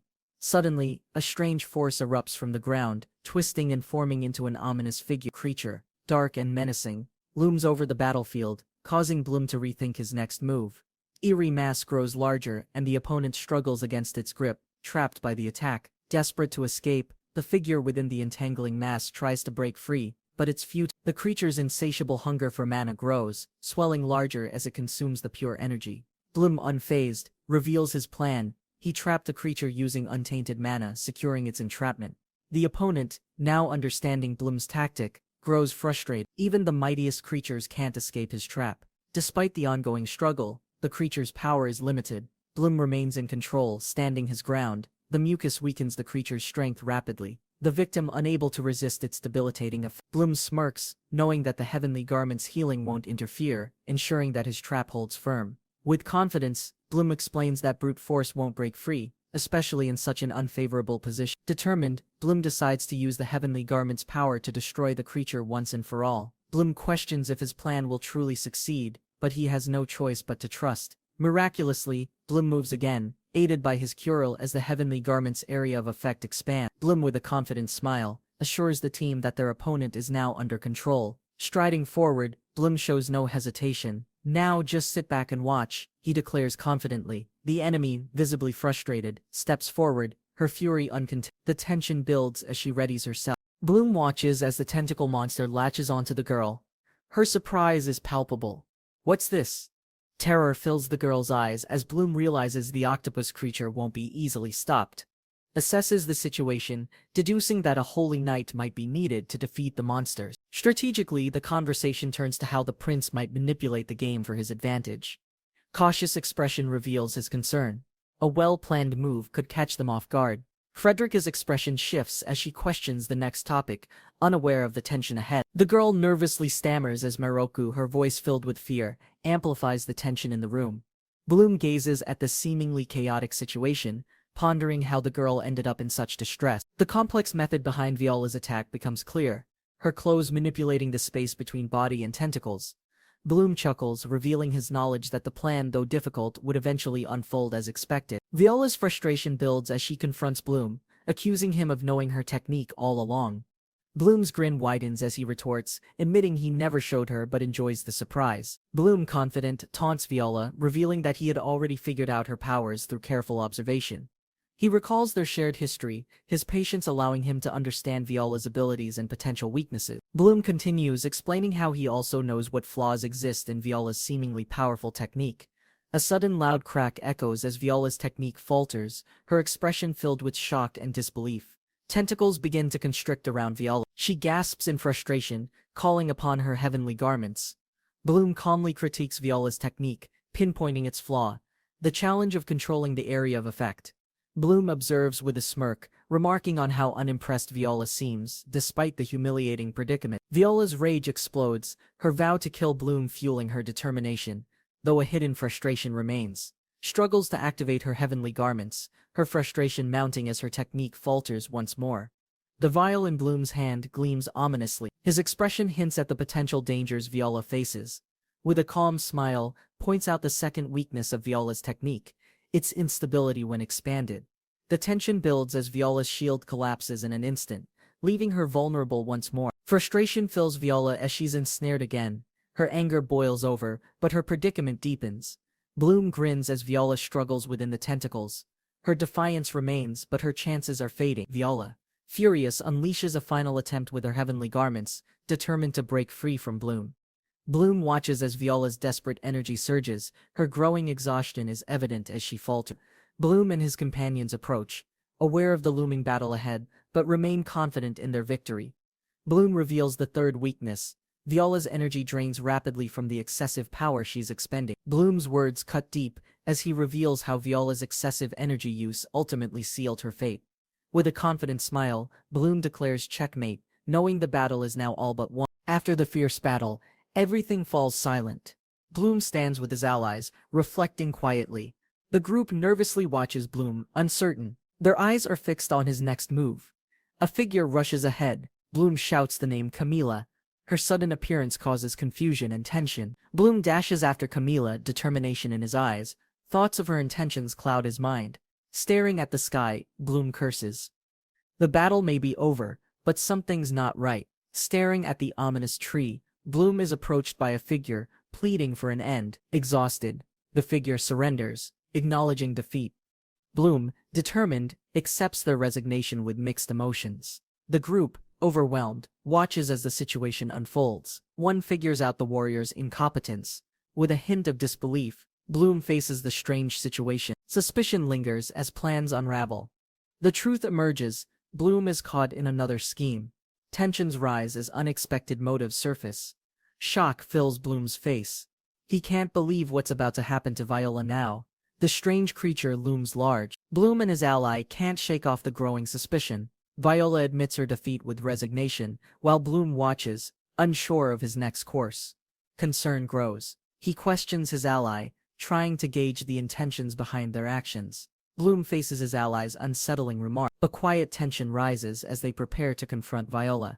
Bloom's surprise is palpable. The situation takes an unexpected turn, leaving him speechless and confused. The discussion shifts to negotiations. As Bloom realizes his ally is dealing with a larger plan, a serious tone fills the air. Bloom demands that the threats to Mazen and Beatrice stop. Viola remains restrained, but Bloom senses her doubt. Will she go along with his proposal? The conversation shifts to politics. Bloom learns of the powerful allies supporting Princess Mazen and Beatrice. Bloom narrows his gaze. The question hangs heavy in the air. Does the plan hold? A dangerous plan unfolds. The threat of a civil war looms as Bloom processes the implications. Dark figure declares, "I am the Demon Lord," leaving Bloom and Viola shocked by the revelation. A tense silence follows. Bloom and Viola exchange looks, unsure of how to respond. The enemy mastermind speaks calmly, suggesting terrible actions. Bloom knows they must act before it's too late. Viola's thoughts shift. The past events haunt her as she runs toward her subordinate. Bloom and Viola exchange uncertain words, unsure whether to trust the path ahead. Tension rises. Dungeon's purpose becomes clearer. Viola reluctantly reveals it's now their base of operations. Demon Lord's voice echoes ominously. Bloom ponders what would happen if their next move failed. Bloom and Viola exchange glances. The weight of the situation grows heavier by the second. Chains bind Viola tightly, but the thought of exposing the truth looms large. The shadow of the Demon Lord grows stronger as Bloom realizes the stakes of betrayal. Bloom and Viola exchange a look, feeling the weight of the question. The trap tight. Walking through the dungeon, reflected on his past life and his slightly deviant tendencies. Beatrice, pure-hearted and kind, was adored by two women who loved her for her virtues. Mian, wise and strong-willed, stepped confidently through the water. Her resolve unwavering in all circumstances, clenched his fists, knowing his responsibility. "They're everything to me," he swore, determined to protect. Bloom faced the enemy with cold resolve. He knew the challenge ahead and the consequences. If someone like Al claimed power resembling a Demon Lord's, chaos would soon overtake the world. The revival of the former Demon Lord would be nothing compared to the impending disaster. Bloom stood confidently, his eyes gleaming with an unsettling smile, ready for the challenge ahead. Beatrice shouted, tears welling up as she confronted Bloom's devastating choice. How many lives would be lost? She pleaded, her heart breaking as Bloom remained unfazed. Bloom gazed into the distance, his mind grappling with the consequences of his choices. Frustration clouded Beatrice's expression, as she realized Bloom couldn't comprehend the weight of their sacrifices. Pain, sadness, and despair surged within Bloom, his emotions spilling over in a chaotic outburst. Anger surged through Bloom as he condemned the senselessness of the sacrifices made for power.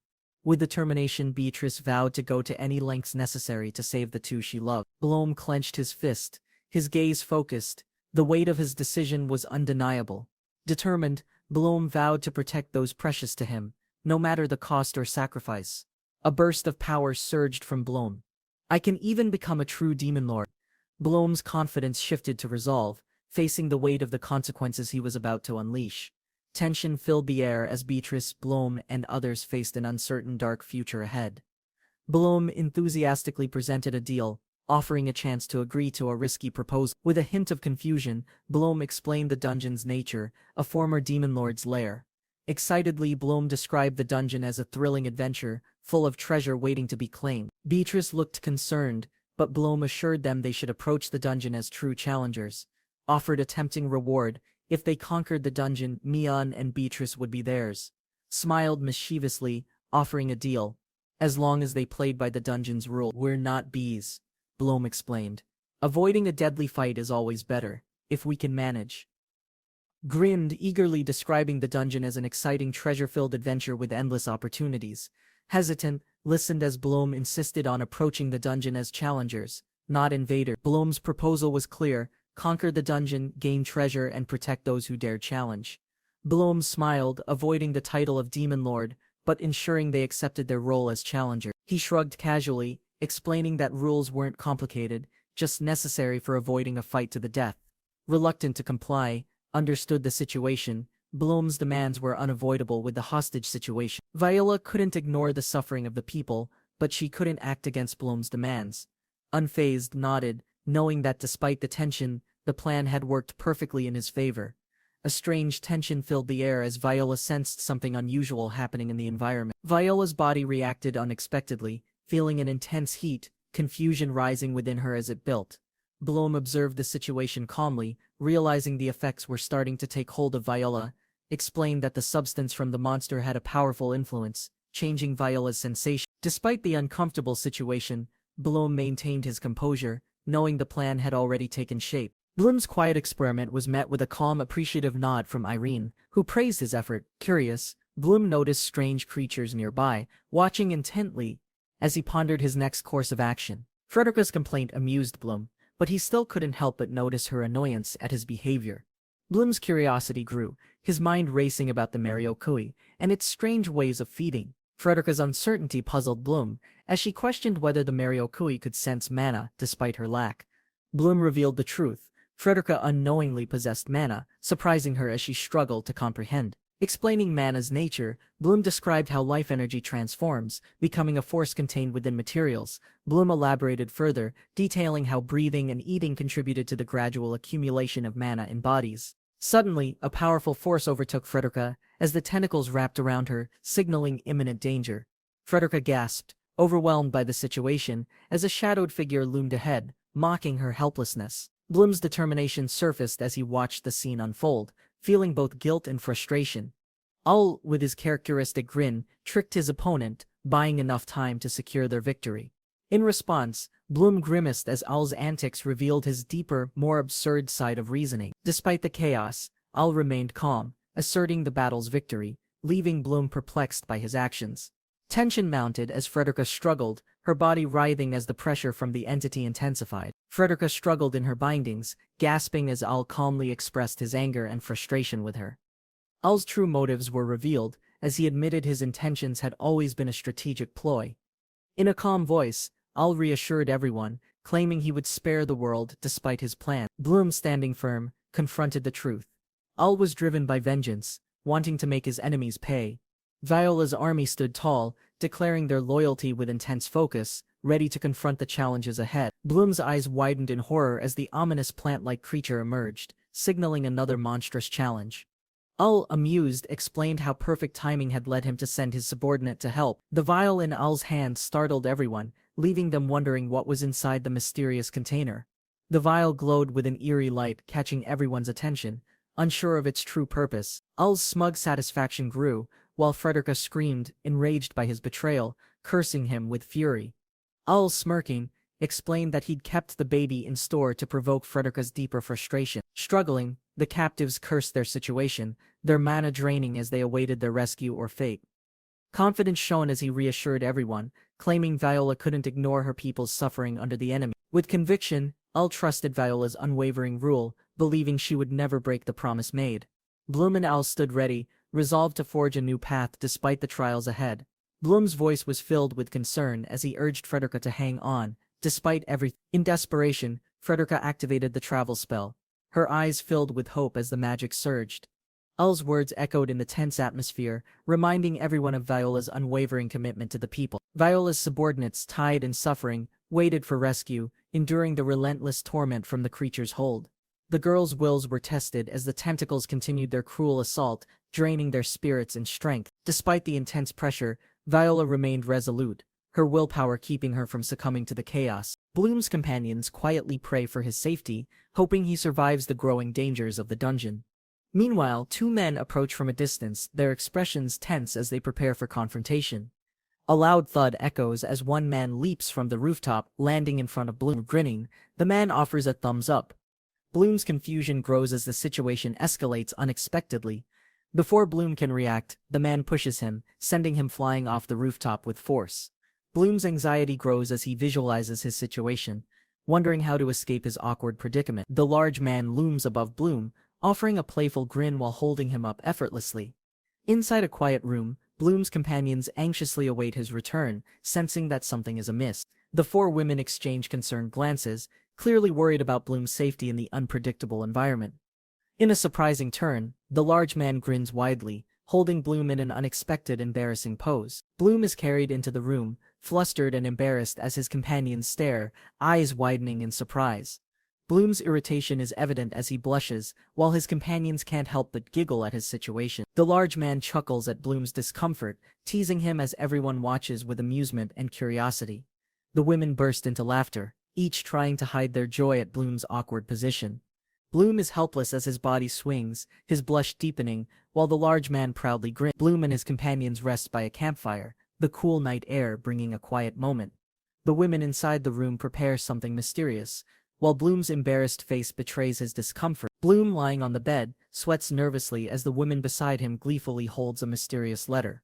The women grin mischievously, finding amusement in Bloom's embarrassment as he becomes the center of attention. The night sky twinkles above as two figures sit on a rooftop, tension subtly building between them.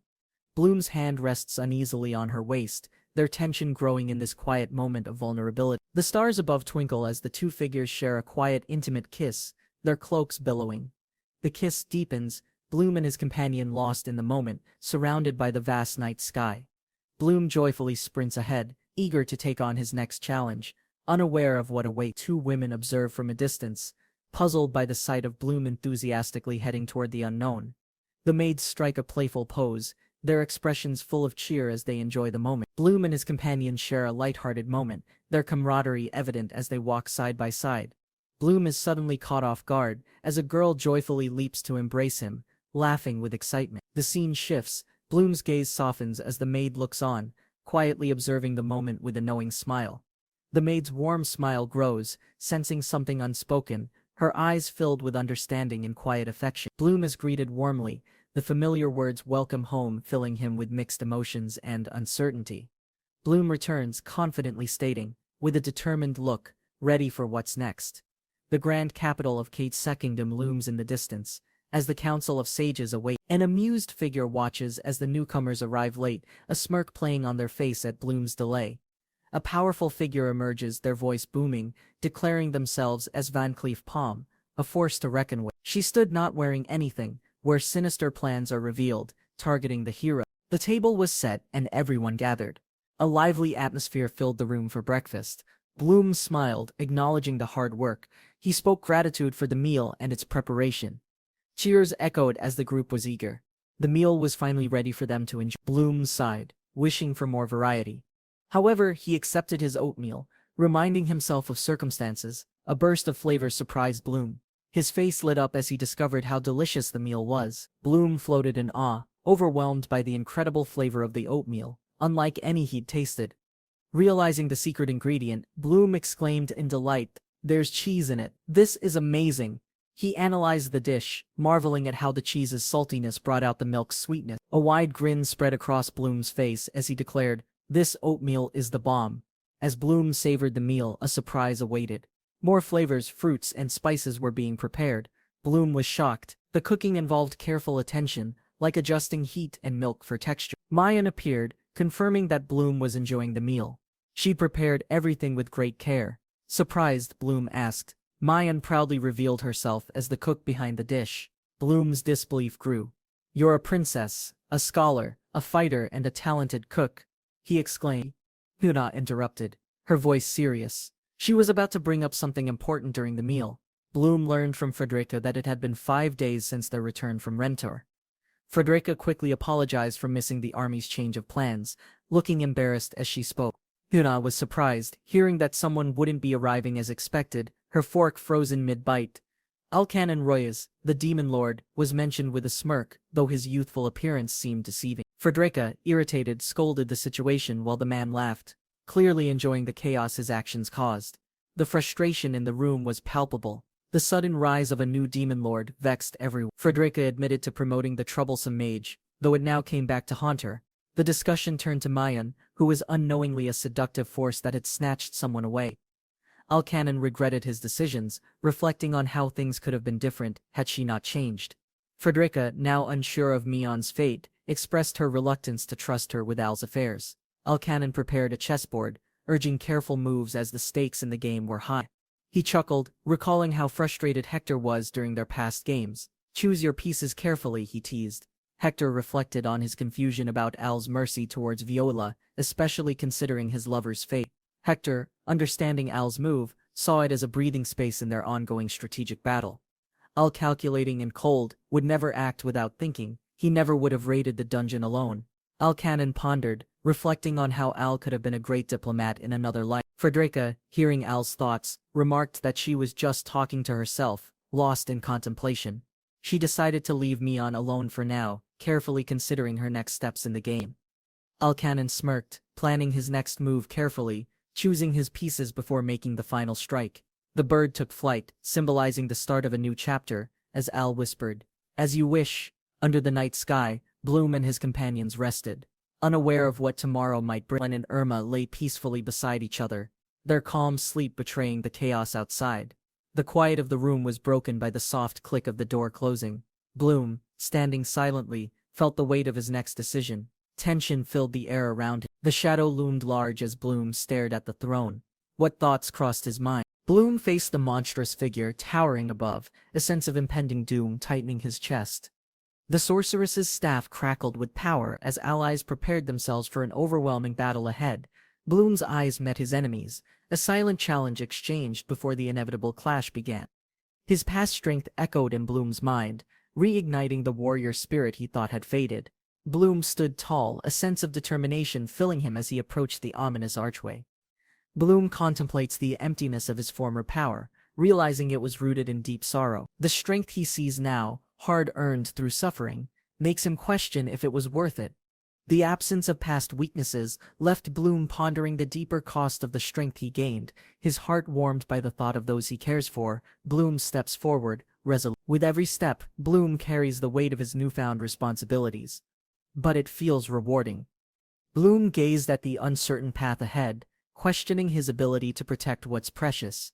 Suddenly a magical presence appeared. Bloom, unsure, tried to determine if it was Irene's magic. Bloom's eyes widened as the figure floated towards him, their unexpected entrance leaving him stunned. The magic went awry, sending them crashing into a mess of broken objects and confusion. Bloom sighed, shaking his head. "Why were you dressed like that while messing with teleportation magic?" Bloom is caught off guard by the situation, unsure how to respond to the unexpected moment. They laugh at the awkwardness of the situation, teasing each other about their embarrassing actions.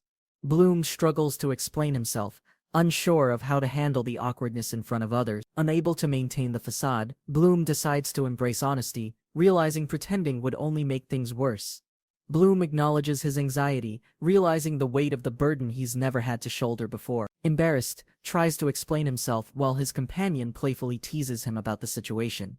The two share a light-hearted conversation, agreeing that Bloom will eventually get used to it.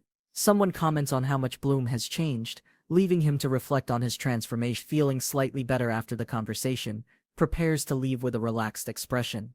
A playful challenge emerges as Bloom's friend asks him to spar in return for his help. Bloom and his friend banter as they prepare to spar, each teasing the other about the fight. The two opponents lock eyes, their faces showing both confidence and excitement for the upcoming spar. Struggles to keep up as his opponent's speed overwhelms him in the intense exchange. Expression hardens in response to the threat, Realizing the deadly move was merely a distraction, Bloom is bound by more than just the holy sword, with assassination techniques etched into his body. Bloom and his opponent exchange rapid blows, the intensity of their spar reflecting their competitiveness. Move swiftly, aiming a powerful kick as his opponent braces for the incoming strike. Wide, watches in disbelief as his opponent prepares to strike with deadly precision. Bloom realizes he's about to lose, his thoughts racing as the impact draws near. As Bloom prepares for the hit, his rational mind predicts his opponent's next move, anticipating the strike. Bloom's body instinctively rejects defeat, his training forcing him to fight on despite the odds. Determined to land a decisive blow, plans to gouge his eye for victory. Al contemplates the chilling thought of using Bloom's ruthless assassination techniques to take his life. As Bloom and Moen embraced, a passionate kiss sealed their love, their connection undeniable and intense. With a soft smile, Bloom reveled in the moment, his heart swelling with affection for Mayan. Moen sat in bed, exhaling in exasperation while Bloom, dressed and ready, prepared to leave. Despite her playful frustration, Bloom's teasing smile reflected his fondness, enjoying every moment with her. Lulled by the comfort of their time together, Moen drifted into a peaceful, contented sleep. With a mischievous glint in his eyes, teases Mayan, hinting at uncovering her secrets. Undeterred, suggests starting with a mysterious plan, an offering to those with nowhere to go. Bloom's playful demeanor shifts to serious as he reveals his suspicions about Mayan's hidden intentions. Mayan, amused yet intrigued, challenges Bloom, ready to face him as he dares to uncover more. The tension builds as Mayan carefully points out flaws in Bloom's story, questioning his timing. Bloom and Mayan discuss the logistics of transforming the dungeon, uncovering the complex details of her plans. Mayan's reasoning becomes clearer, hinting at the merchant she must have found to aid her scheme. Bloom, unsure but intrigued, ponders the improbability of Mayan's rapid success and the mystery she hides.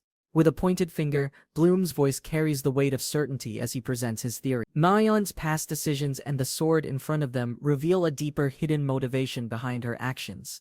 Bloom, feeling slightly embarrassed, requests a reprieve from discussing such awkward matters, but Mayan refuses. Mayan, enjoying the playful moment, smirks while teasing Bloom, promising to continue her little payback. In the shadows, a mysterious figure is revealed, symbolizing the hero, an enigmatic sword without a sheath. A confident man named Friend appears, his grin revealing a deep connection to Bloom's past. Mayan, with a knowing smile, reveals her careful strategy to create a safe haven for a lost soul. Mayan's careful planning for a paradise becomes apparent as Bloom contemplates her motives and choices. Bloom finds himself caught between multiple powerful figures, but Mayan teasingly calls attention to his distractions. Expertly shifts the conversation, focusing on Bloom's true feelings toward his best friend, complicating matters. Overwhelmed, struggles with his thoughts, feeling his mind teetering on the edge of collapse. Mayan pulls Bloom closer, her mischievous smile promising a new level of closeness and tension. Mayan's teasing smile deepens the playful tension, leaving Bloom flustered and unsure how to respond. Forced to act quickly, Bloom concocts an absurd excuse to escape Mayan's relentless teasing, but it backfires. Bloom's frustration grows as he watches Mayan walk away, feeling increasingly helpless in the face of her charm. Mayan, sitting back with an amused expression, sees through Bloom's excuses, calling him out for being a dummy. With a confident smirk, Mayan reminds Bloom of his success in achieving everything he desired, effortlessly. Mayan teasingly addresses Bloom's growing desires, making light of his situation as everyone gathers due to his greed. With a confident grin, Mayan hints at her role in the situation, building up suspense for Bloom. Tension rises as Bloom clenches his fist, a silent determination brewing within him despite the chaos. In the heat of battle, Bloom locks eyes with his opponent, the intensity of the moment overwhelming him. Bloom's mind was clouded with a singular thought: kill. No matter the cost, no matter the enemy. The bat-like shadow loomed above him. Bloom nodded, knowing what he must do next. That's right, his plan was simple yet dangerous. Bloom would endure the pain, just to take his enemy down. Kill. Bloom's eyes narrowed as he confronted his target, the weight of his decision evident. His opponent's innocent face couldn't mask the truth. My enemy. Bloom felt the conflict stir within. Bloom's vision blurred as the faces of his past flashed before him, each one haunting his mind. His hand reached out, trembling, and he shouted, "Stop!" Realization struck, he wasn't alone in this fight. The command echoed in his ears. Bloom's grip tightened as he ordered himself to halt, breath shallow, the atmosphere tensed, and Bloom's internal struggle became physical. With a single motion, he pressed on. They collided with brutal force. Bloom's heart raced, but doubt lingered. Was this truly the right path? Bloom's fingers twitched as he hesitated, his resolve faltering for just a moment. Why stop now? The two took a moment to rest, exchanging playful words. Bloom acknowledged. You were faster. He extended a hand, admitting I went too far. You won fair and square. Their laughter filled the air, but Bloom's thoughts lingered, wondering about the consequences of his action. With a sigh, Bloom finally admitted, it's not always about winning, it's about knowing when to stop. Bloom paused, reflecting on his ability to stop. It was a rare victory over himself. His inner thoughts conflicted. Since I became a hero, a murderer, Bloom couldn't erase the past. His gaze hardened. Bloom muttered, your strength is now yours alone. No one else's.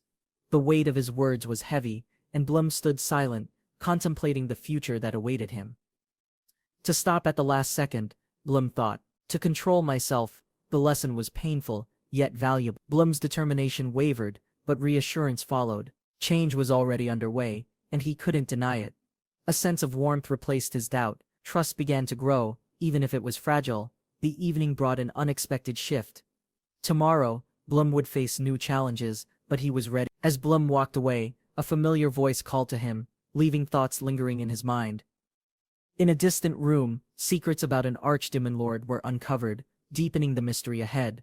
A lingering thought clouded Bloom's mind. If only there were a real purpose, a reason to hope. Legend spoke of the holy sword and heavenly garments, relics meant to restore the world's balance. But they didn't awaken as expected. After the battle with the demon lord, the relics remained silent. Bloom's research deepened. The relics, foreign and strange, had one wielder in normal circumstances. Yet, a mystery unfolded.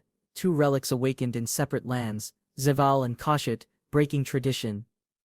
The holy sword and heavenly garments both activated, each in their standalone mode, yet doubts lingered. Struggling with uncertainty, Bloom questioned the purpose behind the relics, unsure of the truth just yet. The conversation revealed a troubling thought.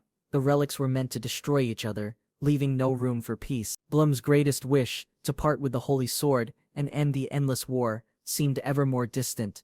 The wish might never come true, Bloom thought. The weight of unspoken words gnawed at him. With newfound resolve, Bloom understood something crucial. Now, he had something to protect. Gazed at the grand city of Grechbart, reflecting on his past hero days. His old comrade arrived with a stern look as children ran around playing. Van handed over snacks, scolding the kids, while Bloom chuckled at their excitement. Bloom nodded, inquiring about Noah's presence, as the children happily dashed inside the building. Noah greeted them with a disturbing smile, her apron stained, holding a knife in hand. Bloom eyed the blade Noah held, recognizing her title, the Saint, but feeling uneasy. Noah laughed, light-heartedly dismissing the knife, explaining her red-stained apron was only from cooking mishaps. While serving food, Noah joked about her dedication, smiling as she made a hearty meal. Van raised an eyebrow, asking Noah about her saintly duties while she innocently sipped her tea. Bloom quietly observed, pondering Noah's deep attachment to the orphanage, where their paths first crossed. Bloom's expression softened as Noah mentioned the past connection with the orphanage, but he hesitated. Van confirmed Bloom's suspicion, hinting at a deeper conversation about someone that lingered in their past. Noah introduced the Palm Swords, 3 individuals who would accompany Bloom on his upcoming journey. The 3 figures appeared, Aisha, Schnabel, and Leocroft, each carrying their unique qualities and traits. The mention of Aisha's past caught Bloom's attention, her history entangled with marriage and later divorce. Bloom smirked, hearing about Aisha's fiery temper, finding her marital troubles both amusing and troublesome. Noah giggled, teasing Aisha's naivety regarding her noble husband's unfaithfulness, knowing well what would follow. Van interrupted with a serious tone, defending his faith and stressing polygyny's sacred virtues in their culture. Noah quietly reflected on her saintly title, yet her inner thoughts hinted at deeper, hidden struggles. Bloom sensed Noah's discomfort, noticing the shadow of a figure lurking nearby, someone connected to her past. Noah seemed lost in thought, her expressions hinting at a deeper connection she shared with Bloom. She slowly began to remove her garments, the tension between her and Bloom building up quietly. Noah shivered as she undressed, revealing her vulnerability, her mind caught between emotions she couldn't express. Bloom's gaze flickered towards her, unease creeping in, as Noah's words echoed in his head. Van watched, seemingly unaffected, as Noah confirmed her conflicting feelings, reminiscing about the mission Bloom had once failed. Debated with herself, questioning if the punishment was too harsh, but agreeing on the need for action. Her resolve wavered as Bloom's cold gaze locked onto her, deep in thought about her next steps. Suddenly Noah envisioned herself as an angel, declaring her divine mission to guide the lost souls. Bloom's expression remained unreadable, but his silent judgment conveyed a sharp sense of doubt about Noah's mission. Noah was startled when Bloom cut in, suggesting an alternative method to correct the lost boy. Bloom's eyes narrowed as Noah declared the palms' loyalty, but questioned the cost of their duty. Noah's stern expression darkened, speaking of the kingdom's deep fear of a lost soul's vengeance. The air grew tense as Bloom realized the palms' true importance and the heavy burden they carried. Noah stood firm, unwavering in her faith, ready to guide the lost, yet her conviction was wavering. Bloom's voice dropped cold as he revealed the identity of the man, someone once tied to him, emerged, resembling Bloom but darker, his very presence unsettling, a shadow forsaken by Bloom stands firm in the dungeon's 24th floor, facing two skilled fighters in a tense showdown. Olem Bloom and the large man lock eyes, preparing for the decisive strike of battle. The large man charges forward with force, aiming a massive punch at Bloom's defenses. With swift precision, Bloom uses assassination techniques to seize his opponent, showcasing his hidden abilities. At the last second, Bloom halts his strike, narrowly avoiding a critical hit with finesse. Bloom reacts swiftly as his opponent moves, her sword slicing through the air in a blur, catching her off guard. Bloom prepares to strike with precision, using his secret assassination techniques. But as his hand moves forward, Bloom realizes he's not stopping in time. Panic sets in. Roy tackles the situation with ease, catching Bloom's attack, while Irene admires his skill and strength. With a slight smile, Roy suggests ending the match, as sweat beads down their foreheads.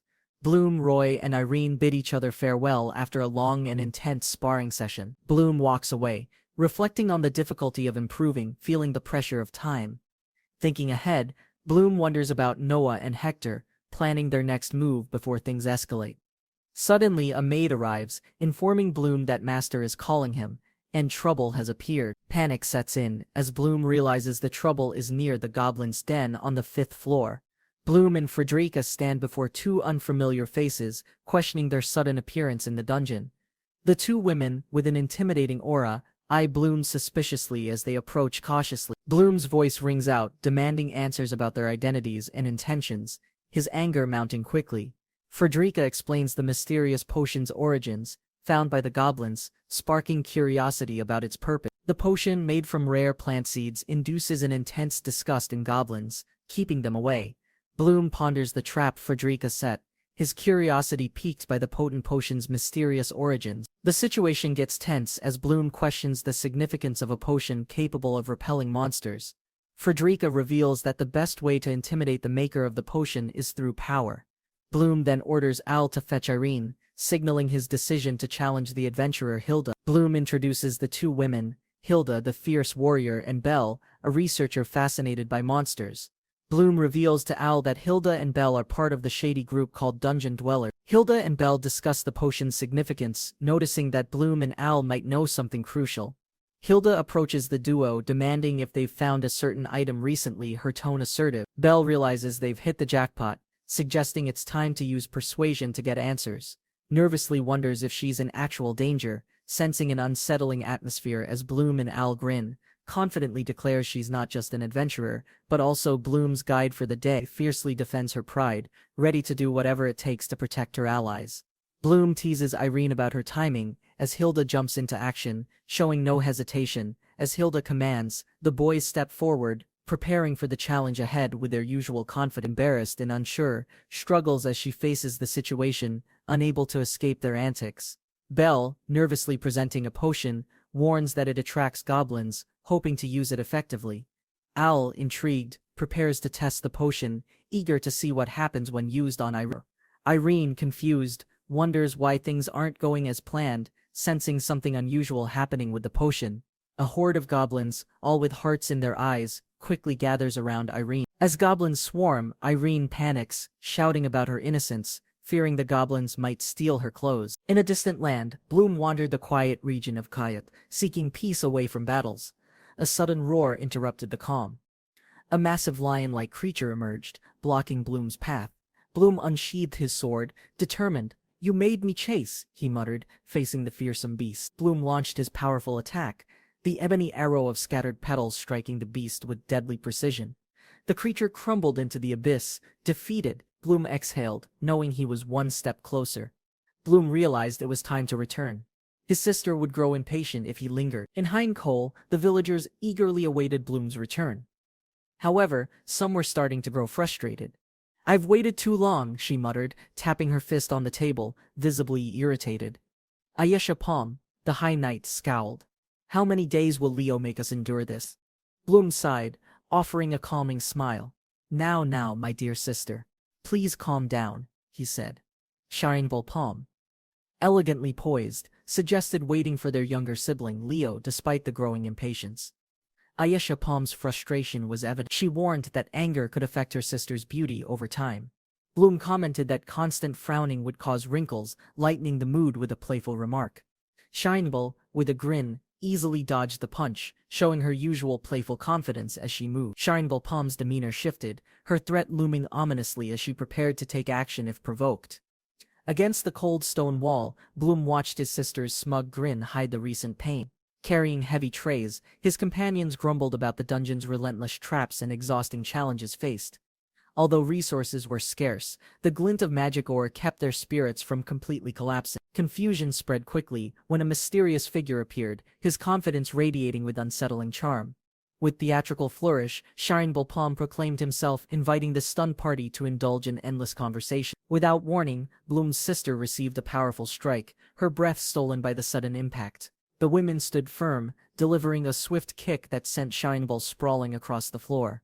From the wall's imprint, his sister heard the cold warning about tarnishing their family's honor. Rising slowly, Shireball met her stern gaze, boots poised as she repeated her earlier threat. Flailing dramatically, he wailed about his twisted arm while ignoring her impatient call to move. With calm confidence, the saint assured them that only a fatal strike could threaten safety. Her eyes closed briefly before a radiant circle formed, magic flowing with the word Curiel. Bloom's gaze sharpened, recognizing the mastery behind such a swift and precise healing incantation. In moments, twisted limbs straightened, leaving even seasoned warriors stunned by the saint's impossible speed. Acknowledging her skill, Bloom remarked that her revered title was undoubtedly earned through unmatched talent. From the railing, Bloom observed silently, his gaze fixed on the saint's guarded expression. She felt the weight of his voice, emotionless words paired with those dark, glassy eyes. Each step toward her echoed memories of a boy who once failed to become Bloom. Their reunion carried no warmth, just her curt greeting, Leo Croft Palm, a hero in title. Blank face lingered before a puzzled glance formed, his gloved fist tightening without explanation. Leo's blunt remark about her divorce ignited rage, prompting a deadly vow against him.